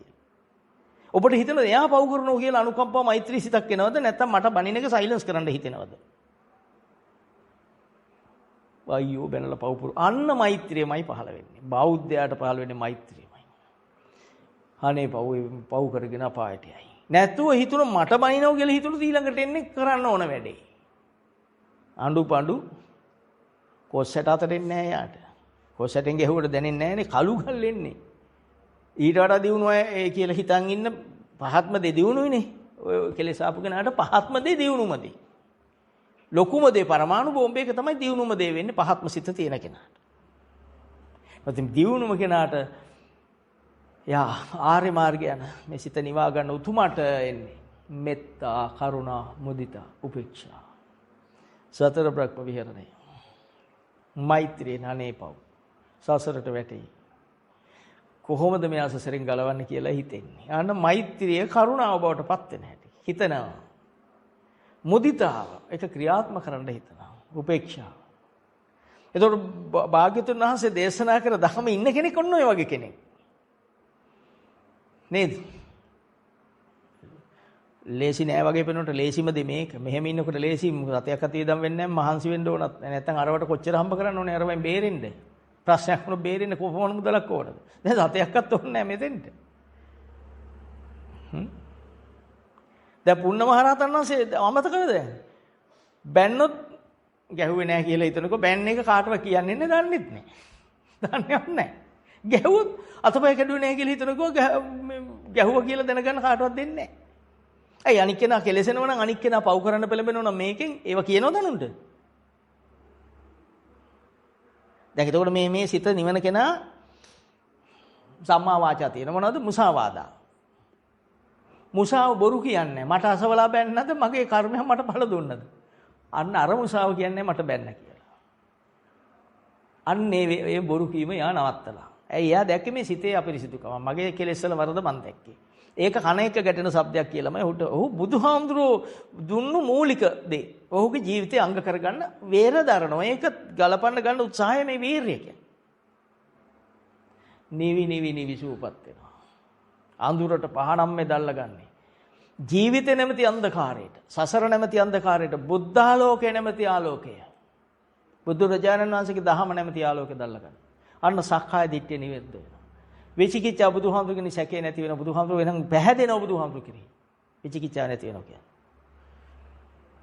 සීල වෘත පරාමස අන්‍ය ක්‍රම කෙරෙහි නිවිදෙන් මෙයා පැහැදෙන්නේ බුදුහාමුදුර විතරයි. වෙන ලෝකයක් යට නෑ. වෙන කවුරුවත් ශාස්ත්‍රවරයෙක් නෙමෙයි බුදුන් වහන්සේමයි. දෙවියෙක් බ්‍රහ්මයෙක් නෙමෙයි. මොකද දෙවියන්ගේ දෙවිය බුදුන් වහන්සේ දේවාති දේව. බ්‍රහ්මයන්ගේ දෙවිය බ්‍රහ්මාති දේව. තුන් ලෝකාග්‍ර බුදුන් වහන්සේ. අපි ටිකක් බය සිදුහක් කුමාරයා මාලිගා තුන හතරින් මටත් අතාරින්න වේද කියලා. ඒක ඇතුළේ තියෙන තණ්හාව. තණ්හාව නිසාම මේ මාර්ගය අනේක වැහුණා. නන්ද මාතාව හිටියේ ගෙදර. ගේ අතෑරිය දනාගම වෙනකම් මේ නන්ද මාතාව ගෙදර. ඕන යන්නත් පුළුවන්. සාතන නැත්තම් ඉන්නත් පුළුවන්. අනාගම කියලා ගෙදර ඉන්න පුළුවන් නේ. බන්දුළු මල්ලිකාව ළමයි 31ක් එක්ක ගෙදර. අනාගම. ඒකට බය යන්න මේ කිව්වේ නැත්තම් අපෝ මේ කියන්නේ මත අරින්නේ දෙන්න මේ කියන්නේ මේක එකක්වත් ඉතුරු කරන්න දෙන්නේ අනිත් පැත්තෙන් ඉතුරු කරනලු මෙහෙන් දෙන්නලු. මාර ප්‍රශ්න තියෙන්නේ පැය දෙන්න. දැන් හරි ගැටලුවක් එනවා මේ ගැටලු निराකරණය වෙන්න මම මේ උත්තර දුන්නේ ඔබට. මොකද මේ වටේ විවිධ අර්ථ අහලා ඇතිනේ. ඔබ තුලින් ජීවිතෙන් දකින්න ඔබ දෙන්න ඕන මොනවද? අපිට දෙන්න ලේසිම දාණය කොහොමද? ධර්ම දාණය. ආමිෂ දාණය දෙන්න හැමෝටම බෑ. හැබැයි ආමිෂ දාණය තුල සීවලී කුමාරයා තමන් සතු ධනෙන් දන් දීලා නගරෙටම උන්වහන්සේගේ දානපත දෙන්න බලන් හිටියා. එදා ඒ තරුණ ඒ රජ කුමාරයා තමන්ගේ කෑමපත දෙන්න මොනතරම් දාන පාරමිතාවක්ද? අපි උත්තරමේගේ ෆොටෝ එකනේ ගෙදර ගහලා තියෙන පිට වෙන තැන ඇතුල් වෙන තැන. ඇයි අපි ගුණය අල්ල ගන්න ඕනේ ෆොටෝ එක අල්ලගත්තේ එතනත්. ෆොටෝ එක ඕන. රහතන් වහන්සේ බුදුන් වහන්සේගේ දරුවෝ කියන්නේ රහතන් වහන්සේලාට. උන්වහන්සේ මගේ පුතේ කියලා කතා කරේ. එන පුත්‍රත්නයක් වූ බුදු පුතෙක් වූ මහරහතන් වහන්සේ සීවලී උතුමා. ෆොටෝ එක එල්ලගෙන උන්වහන්සේගේ ගුණය ගන්න ඇඟට දාන පාරමිතාව. දෙන්න පුළුවන් දෙයක්. කාට හරි ඔය කඩවලට ගියාම පේනවා පැන්සල ගන්න සල්ලි නැති අම්මලා ඉන්නවා ළමයින්ට පැන්සලක් කරන් දෙන්න. පටන් ගන්න එතනින්. දීලා අන්නේ දානේ සතුට ටිකක් ඇසුරු කරන්න. ඇසුරු කරලා හිතන්න මේ මට දුන්නේ බුදුන් වහන්සේමයි. බුදුරජාන් වහන්සේ මට මේ දානේ උගන්වන්නේ. බුද්ධ ලම්බන ප්‍රීතිය උපදව ගන්න. ඒක බුදුන් වහන්සේ දේශනා කළ නිසා කළ දෙයක් කියලා දකින්න. එහෙනම් ඔබ යන්නේ බුදුහාමුදුර සරණ දානේ තුල. බණින්න හිතක්වත් නවත්තලා හිතන්න නෑ මම බුදුන් වහන්සේ දේශනා කරන නිසාමයි මම නොබැන හිටියේ. හැබැයි ඔබ සිත සුද්ධ කරන්නේ මේ පිටින් ක්‍රියාව නැවැත්තුවා. ඒකට කිව්ව සීලය. ඒ සීලය ගත්තේ බුදුන් වහන්සේ නම සීලයත් බුදුන් වහන්සේට ගලපන්න. අවශ්‍ය නේ යන්නේ බුදුහාමුදුර සරණ. ඔබ භාවනා කරද්දී හිතන බුදුන් වහන්සේ මට මේක අඳුන්වලා දුන්නේ. ඔබ දන්න භාවනා කරද්දී හිතන ආනාපාන සතිය හෝ මරණානුසතිය හෝ අසුබය හෝ බුදුගුණ හෝ මොනවා ඔබ දන්න සතර කමඨහන් භාවනා හෝ සම 40 කර්මස්ථාන හෝ මොකක් හෝ කරද්දී හිතන බුදුන් වහන්සේ නිසායි මම මේ භාවනා කරලා මේ පැත්තකට වෙන්න හදන්නේ. ඔබ මේ හැම එකම බුදුන් වහන්සේ සරණ කරගන්න. එහෙම ඉන්නකොට ඔබට සිත සුද්ධ කරන නිර්මල මාර්ගයේ චතුරාර්ය සත්‍ය අවබෝධ වෙයි. අන්න එතෙන්ට එන්න ලේසි වෙන මේ ඔක්කොම. මේ ජීවිතේම ගලප වෙනස් වෙනවා. මේ ඇත්තටම බුදුන් වහන්සේ පහළ නොවන මේ එකදු දෙයක් ඔබට මට අහන්න ලැබෙන්නේ නැහැ. ඔබට අහන්න ලැබෙන්නේත් නැහැ මට අහන්න ලැබෙන්නේත් නැහැ. හොඳයි ඔබේ ජීවිතේම මේ දහම තිබුණද පහේ පන්තියේ ඉද්දි. පහේ පන්තියේ මිනිස්සුන්නේ. ඉතින් පහේ කියනකොට අපිට අවුරුදු 10ක් ඇතිනේ. අවුරුදු 5න් නම් ඉස්කෝලේ ගිහින් 10ක් ඇතිනේ. නීග්‍රෝධ රාතනසේ අවුරුදු 7යි. 8යි. මටයි කියන්නකො හොඳයි. වැඩියනුද? එතකොට අපි වයසන ඔබන ලැජ්ජයි කියන්නේ. වයස කියන්න එපා අහන්නෙත් නැහැ කොහොමද? අහන්නත් එපා අහන්නත් එපා අනිතය අහන්නත් එපා අනිතයගෙන් වයස. ආල නිකන් බැනුම් අහන්න එපා. ලැජ්ජ වෙන්න ඕනේ නැහැ කියන්නේ. අයියෝ මට බෑ. මොකක්ද බැරි බුදුහාමුදුර සරණ යන්න. සංකිට්ඨ මහරහතන් වහන්සේ කඩුවෙන් බෙල්ලට ගහද්දි කඩුව නැමිලා ඇඹරිලා යන තරම් බලයක් දරාගෙන හිටපු සංකිට්ඨ මහරහතන් වහන්සේ වනයක් පැතින් යන වයසක ස්වාමීන් වහන්සේලා පිරිසක් එක්ක යවන්නේ තනියට සංකිට්ඨ මහරහතන් වහන්සේ. හොරු ගිනි දෙවියන්ට පුදන හොරු කණ්ඩායම මේ කණ්ඩායම අල්ලලා මේ පින්වත් මහා සංඝරත්න බිල්ලට දෙන්න හදද්දි සංකිට්ඨ මහරහතන් වහන්සේ කවුරුවක් ගන්න එපා මම බිලි දෙන්න කියලා. මං කැමතියි බිල්ලට එකඟ වෙන්න. ඒ ස්වාමීන් වහන්සේලා නිදහස් කරන්න කිව්වා. නිදහස් කළ උන්වහන්සේලා යවන්න කිව්වා. යවලා තමයි බිල්ලට ගියේ. කඩුව අරන් පළවෙනි නායක හොරා ගැහුවා ගිනි ගෙවල ඉස්සරහා බෙල්ලට. කඩුව ඇඹරිලා ගියා. ඒක තමයි උන්වහන්සේ සතු බලය. ඒ බලය තියෙන කෙනාගේ නැත කියන්න අපි මොනතරම් නිවටද? ඒ උතුමගේ බලය. ඒක දහම් භාවිතා කරන කෙනා බැරි කෙනා අතන භාවිතා කරන කෙනා අතුල බලය හැදිලානේ. භාවිතා කරන බලය අරට නැහැනේ. එහෙම බැලුවක් තියෙනවා සරල තැනකින්. කය යක්ෂ ඒ හොර කණ්ඩායමේ නායකයට ලැජ්ජ හිතලා දෙවෙනි කඩුව උස්සලා ඒකෙන් ගහුවා ඒකත් නැමුණා. තුන්වෙනි කඩුවෙන් ගහුවා ඒකත් නැමුණා. දැන් හොරු ටික සෙලෙන්ඩර්. හොරු ටික යටත්. හොරු ටික බය වුණා. සංකිට්ඨ මහරහතන් වහන්සේ මේ පොඩි අවුරුදු 11ක විතර ආම්දුගෙන් ඇහුවා ඔබ සතු බලයක් තියද? ඔව් තියේ කිව්වා. මොකක්ද ඇහුව බලය? මට ඔබට කිසි දෙයක් කරන්න බෑ කිව්වා. අන්නේ බලය හොයන්නේ කිව්වා අපි මේ ගිනි දෙයියෝ පුදන්නේ. ඒ බලය ගන්න මෙහෙම පුළුවන් බෑ ඔම්බ ගන්න බෑ කිව්වා. එහෙනම් අපිට දෙන්නකෝ ඒක. මට තේරෙන්නේ නැති කිව්වා කියන්න. මට මේක වචනෙන් දුන්නු දෙයක් කිව්වා. ඒක කියන උතුම ඉන්නවා කිව්වා අන්න ජේතවනාරාම. මහ හොර 500 එකන් එනවා සංගීත මහරහතන් වහන්සේ උදේ වෙනකොට භාග්‍යතුන් වහන්සේ ඉස්සරහට එක වචනේ දෙවසන්නේ සෝවාන් වෙනවා. මේ ශාසනයේ මහ උතුමන් ගැන අපි කතා කරන්නේ මහ සතුටින්. ඔබටත් පුළුවන්. ඔබේ මොන අවිච්ඡාබල ශක්තිය තියෙද දන්නේ නැහැ. ඔබ මේවා බහම භාවිතා කරනකොට ඒවා එනවා ළඟට. ඒවා ඇවිල්ලා ඔබේ අභිමුඛේ පරිමුඛ සතිය උපට්ඨ පෙත්තා. මේවා ඔබේ බහම පරිමුඛයට එනකොට භාවිතයට එනකොට ඒකාන්තයෙන්ම ඔබේ ජීවිතේ වෙනවා මේවා. ප්‍රාතිහාර බලෙයි. ඒ අපි දහම ඇත්තටම භාවිතා කරන්න එපා. භාවිතා නොකර භාවිතා කරනවා කියන්නේ නැතුව භාවිතා කරන්න. භාවිතා කරන අන්නර මූණ තියෙනවා. සතර සංග්‍රහ වස්තු ජීවිතේ වෙලා ඇති. දානේ ප්‍රිය වචනේ අත්චරියාව සමානාත්මතාව. දැන් අපි කොහෙද හිටියේ? සහ ඉන්නේ. ඔන්න ඔබට සෝවාන් වෙන තැනට එනකන් කිව්වා. සෝවාන් වුණු කෙනා සක්‍රුදාගාමී වෙන්න කුමක් කරනවද කියලා අහනවා. සීල සූත්‍රෙදී සාරිපුත්ත මහරහතන් වහන්සේගෙන් ප්‍රශ්න අහනවා. මොකක්ද කියන්නේ? සෝවාන් වෙන්න කරන්න ඕන පංච උපාදානස්කන්ධ අනිත්‍ය වශයෙන්, දුක් වශයෙන්, අනාත්ම වශයෙන්, ගඩක් වශයෙන්, හුලක් වශයෙන් බලන්න කිව්වා. ඒ සක්‍රුදාගාමී වෙන්න කුමක්ද බලන්න මේ කරන්න ඕන කිව්වේ? ඒත් එච්චරයි. පංච උපාදානස්කන්ධය ලෙස, අනිත්‍ය ලෙස, දුක් ලෙස, අනාත්ම ලෙස, ගඩක් ලෙස, හුලක් ලෙස, සතක් ලෙස මෙනෙහි කරන එකනේ. ඒ උපන්න කුසල වල වේගය අඩු වෙන්නත් උපන්න කුසල නූපදව ගැනීම සඳහා සතර සම්‍යක් ප්‍රදාන වීරිය ඉපදවීම සඳහා සම්මාදිට්ඨියටපත් වීම සඳහා වෙර වීරිය දරන එක.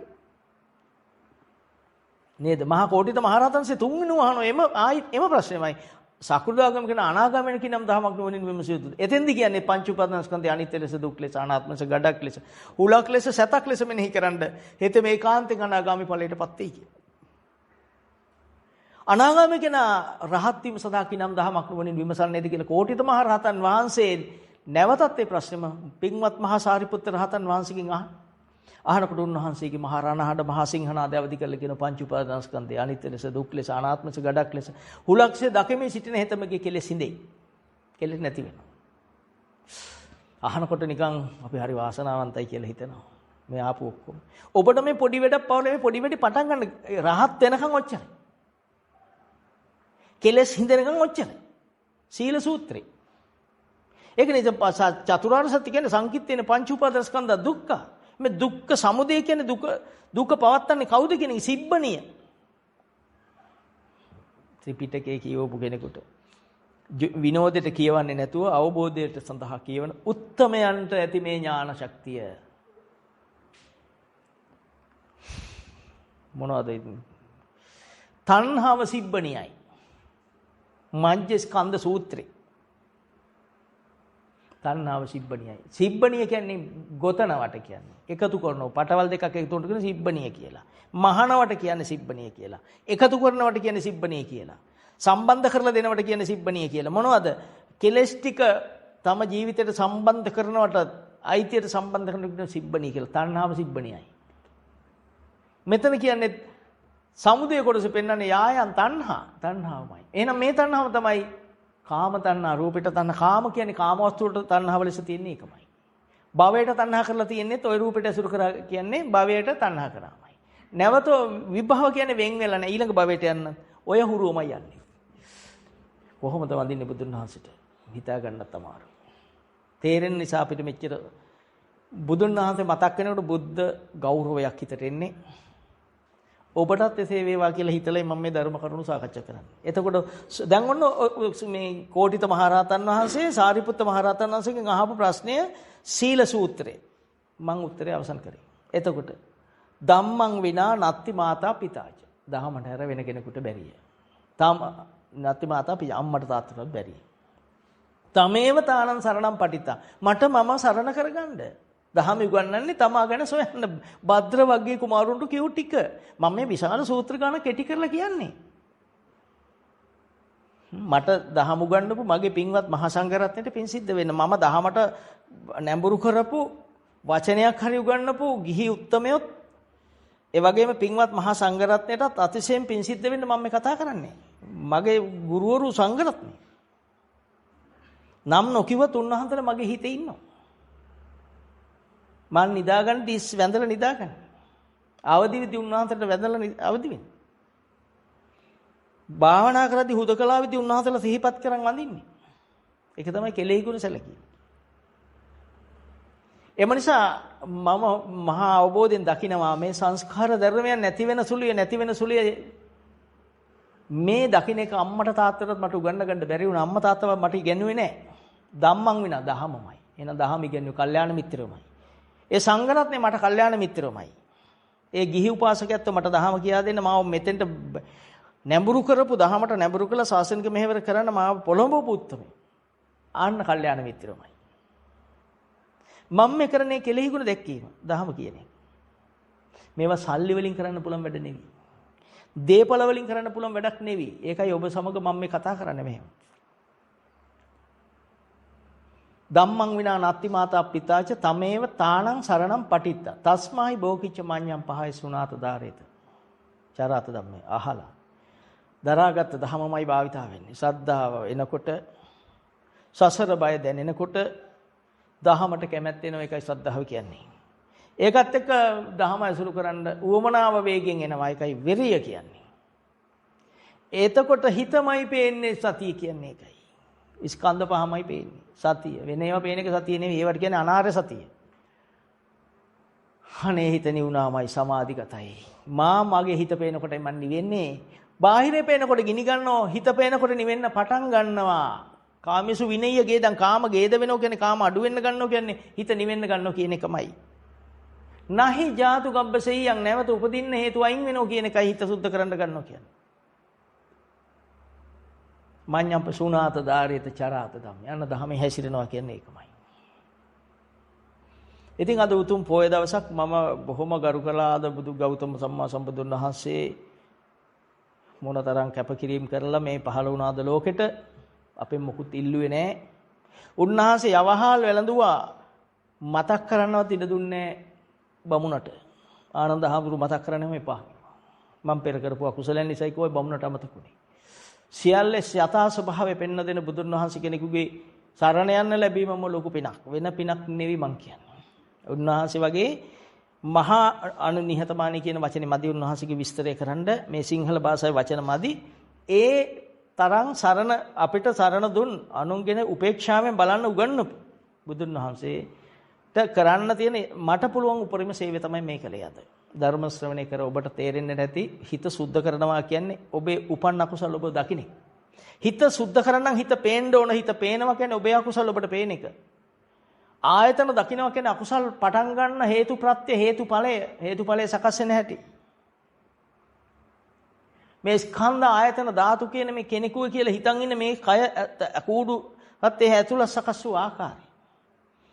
සකස් වූ ආකාරය මේ ඇතුළ පේන මොහොත මොනතරම් සුන්දරද මොනතරම් සරලද මොනතරම් උත්තරීතරද. හරි සරලයි. අදට වඩා හෙට ලේසි වෙනවා. පළවෙනි මොහොත අමාරුයි දෙවෙනි මොහොත ලේසි.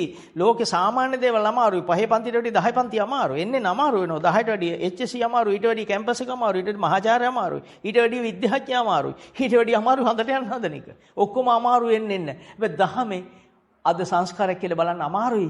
හෙට බලන්න ඊට ලේසි. අනිත් ඊට ලේසි. එන්න ලේසි වෙලා අනාගාමී කෙනාට පේන්නේ ওই විදියටයි. ලෝකෙ ලේසි වෙන එක විශයක් තියෙනන් ඒ කුමක්ද?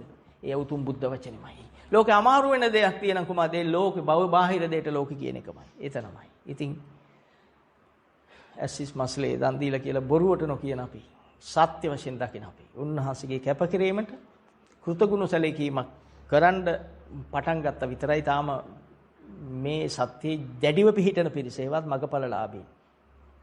පව් පොඩ්ඩක්වත් Tamanට නොවෙන්න හිත පවත්තන ජීවිතේ පවත්තන උත්මයෝ ඒ මගපලලාභී.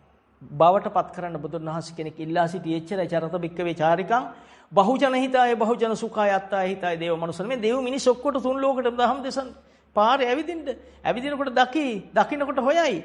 ඇවිද්ද නිසා තමයි එදා උපතිස්ස දෙක්කේ අසජි මහරහතන් වහන්සේ ඇවිදින හැංගිලා හිටිය නම් පේන්නේ නැහැ. චරත බික්කවේ චාරිකං බහුජන හිත දැක්ක නිසා ඇහුව නිසා කියන්න උනේ. දේශනා කරන්න උනේ උන්වහන්සේට. දේශනා කර ඇහුණු නිසායි උන්වහන්සේ ඵලයට ආවේ. සාරිපුත්ත උතුමෙක් නිර්මාණය වෙන්න පදනම හැදෙන්නේ අස්සචි මහරහතන් වහන්සේගේ යෝ ධම්මා හේතු පගවා තේසං හේතුන් තථාගතෝ ආහ තේසංච නිරෝධෝ එවං වාදී මහා සමණු කියන මහා සිංහනාදේ පාපු නිසයි. බුද්ධ වචනට සිංහනාද කියන්නේ. ඒක නිසා ඔබ දහමේ ඇසිලා ආදර්ශවත් වෙන්න. නිකම්ම ශාසනය වැබෙලෙයි. මේ රට නිකම්ම සුන්දර දීපයක් වෙයි. එදා හෙළදීපය බුදුන් වහන්සේ දුන්නු නම හෙළදීපය. ඕජදීප වරදීප මණ්ඩදීප නමින් සතර බුදුන් වහන්සේලා නම් කළ. මේ සතර බුදු පියාණන් වහන්සේලා විසින් නම් කළ නම් ගෞතම බුදුන් වහන්සේ නම් කළ හෙළදීපය. නැවත ගොඩ නැගේවා කියලායි ප්‍රාර්ථනා කරන්නේ. මේ ධර්ම ශ්‍රවණය කළ සියලු දෙනාට දහම්මැස පහළ වේවා. ඔබට ඔබේ සියලු කෙලෙස් ධර්මයන් පෙනේවා. කෙලෙස් ධර්මයන් නිසා වෙන අනර්ථය මෙනෙහි කරන ශක්තිය පහළ වේවා. පෙරපින් බල මතු වේවා කියලා මම අවසාන වශයෙන් ප්‍රාර්ථනා කරනවා. සෝවාන් සකෘදාගාමි අනාගාමි සතර මගඵලයන් රහත් ඵලයේ දක්වා වෙන උතුම් සතර මග සතර ඵලයන්ට යන්න. මගඵල ඥාන ලබන්න ඔබේ බල ශක්තිය චිත්ත ශක්තිය වේගවත් වේවා. බලවත් වේවා. මේ උතුම් සද්ධර්මය අපට දේශනා කළ අපේ උතුම් ගුරු දේවයාණන් වහන්සේලාවට මෙතෙක් පහළ වූ සීල තිලෝ ගුරු සම්මා සම්බුදු පියාණන් වහන්සේලාට තපතථාගත මේ යුගයේ උතුම් බුද්ධ ශාසනය හොබවන ගෞතම තිලෝ ගුරු සම්මා සම්බුදුන් වහන්සේටත් ඒ ඔක්කොම උතුම් බුදු පියාණන් වහන්සේලා අපේ ගුරු දේවයන් වහන්සේලාමයි උන්වහන්සේලාට මේ මොහොතේ ධර්ම දේශනා කරමින් මම රැස් කළා වූ පුණ්‍ය ශක්තියත් ධර්ම දේශනා ශ්‍රවණය කළ තුන් ලෝකේ රැස් කළ පිනත් උන්වහන්සේලාට උත්තම ගෞරව සම පූජාවක් වේවා.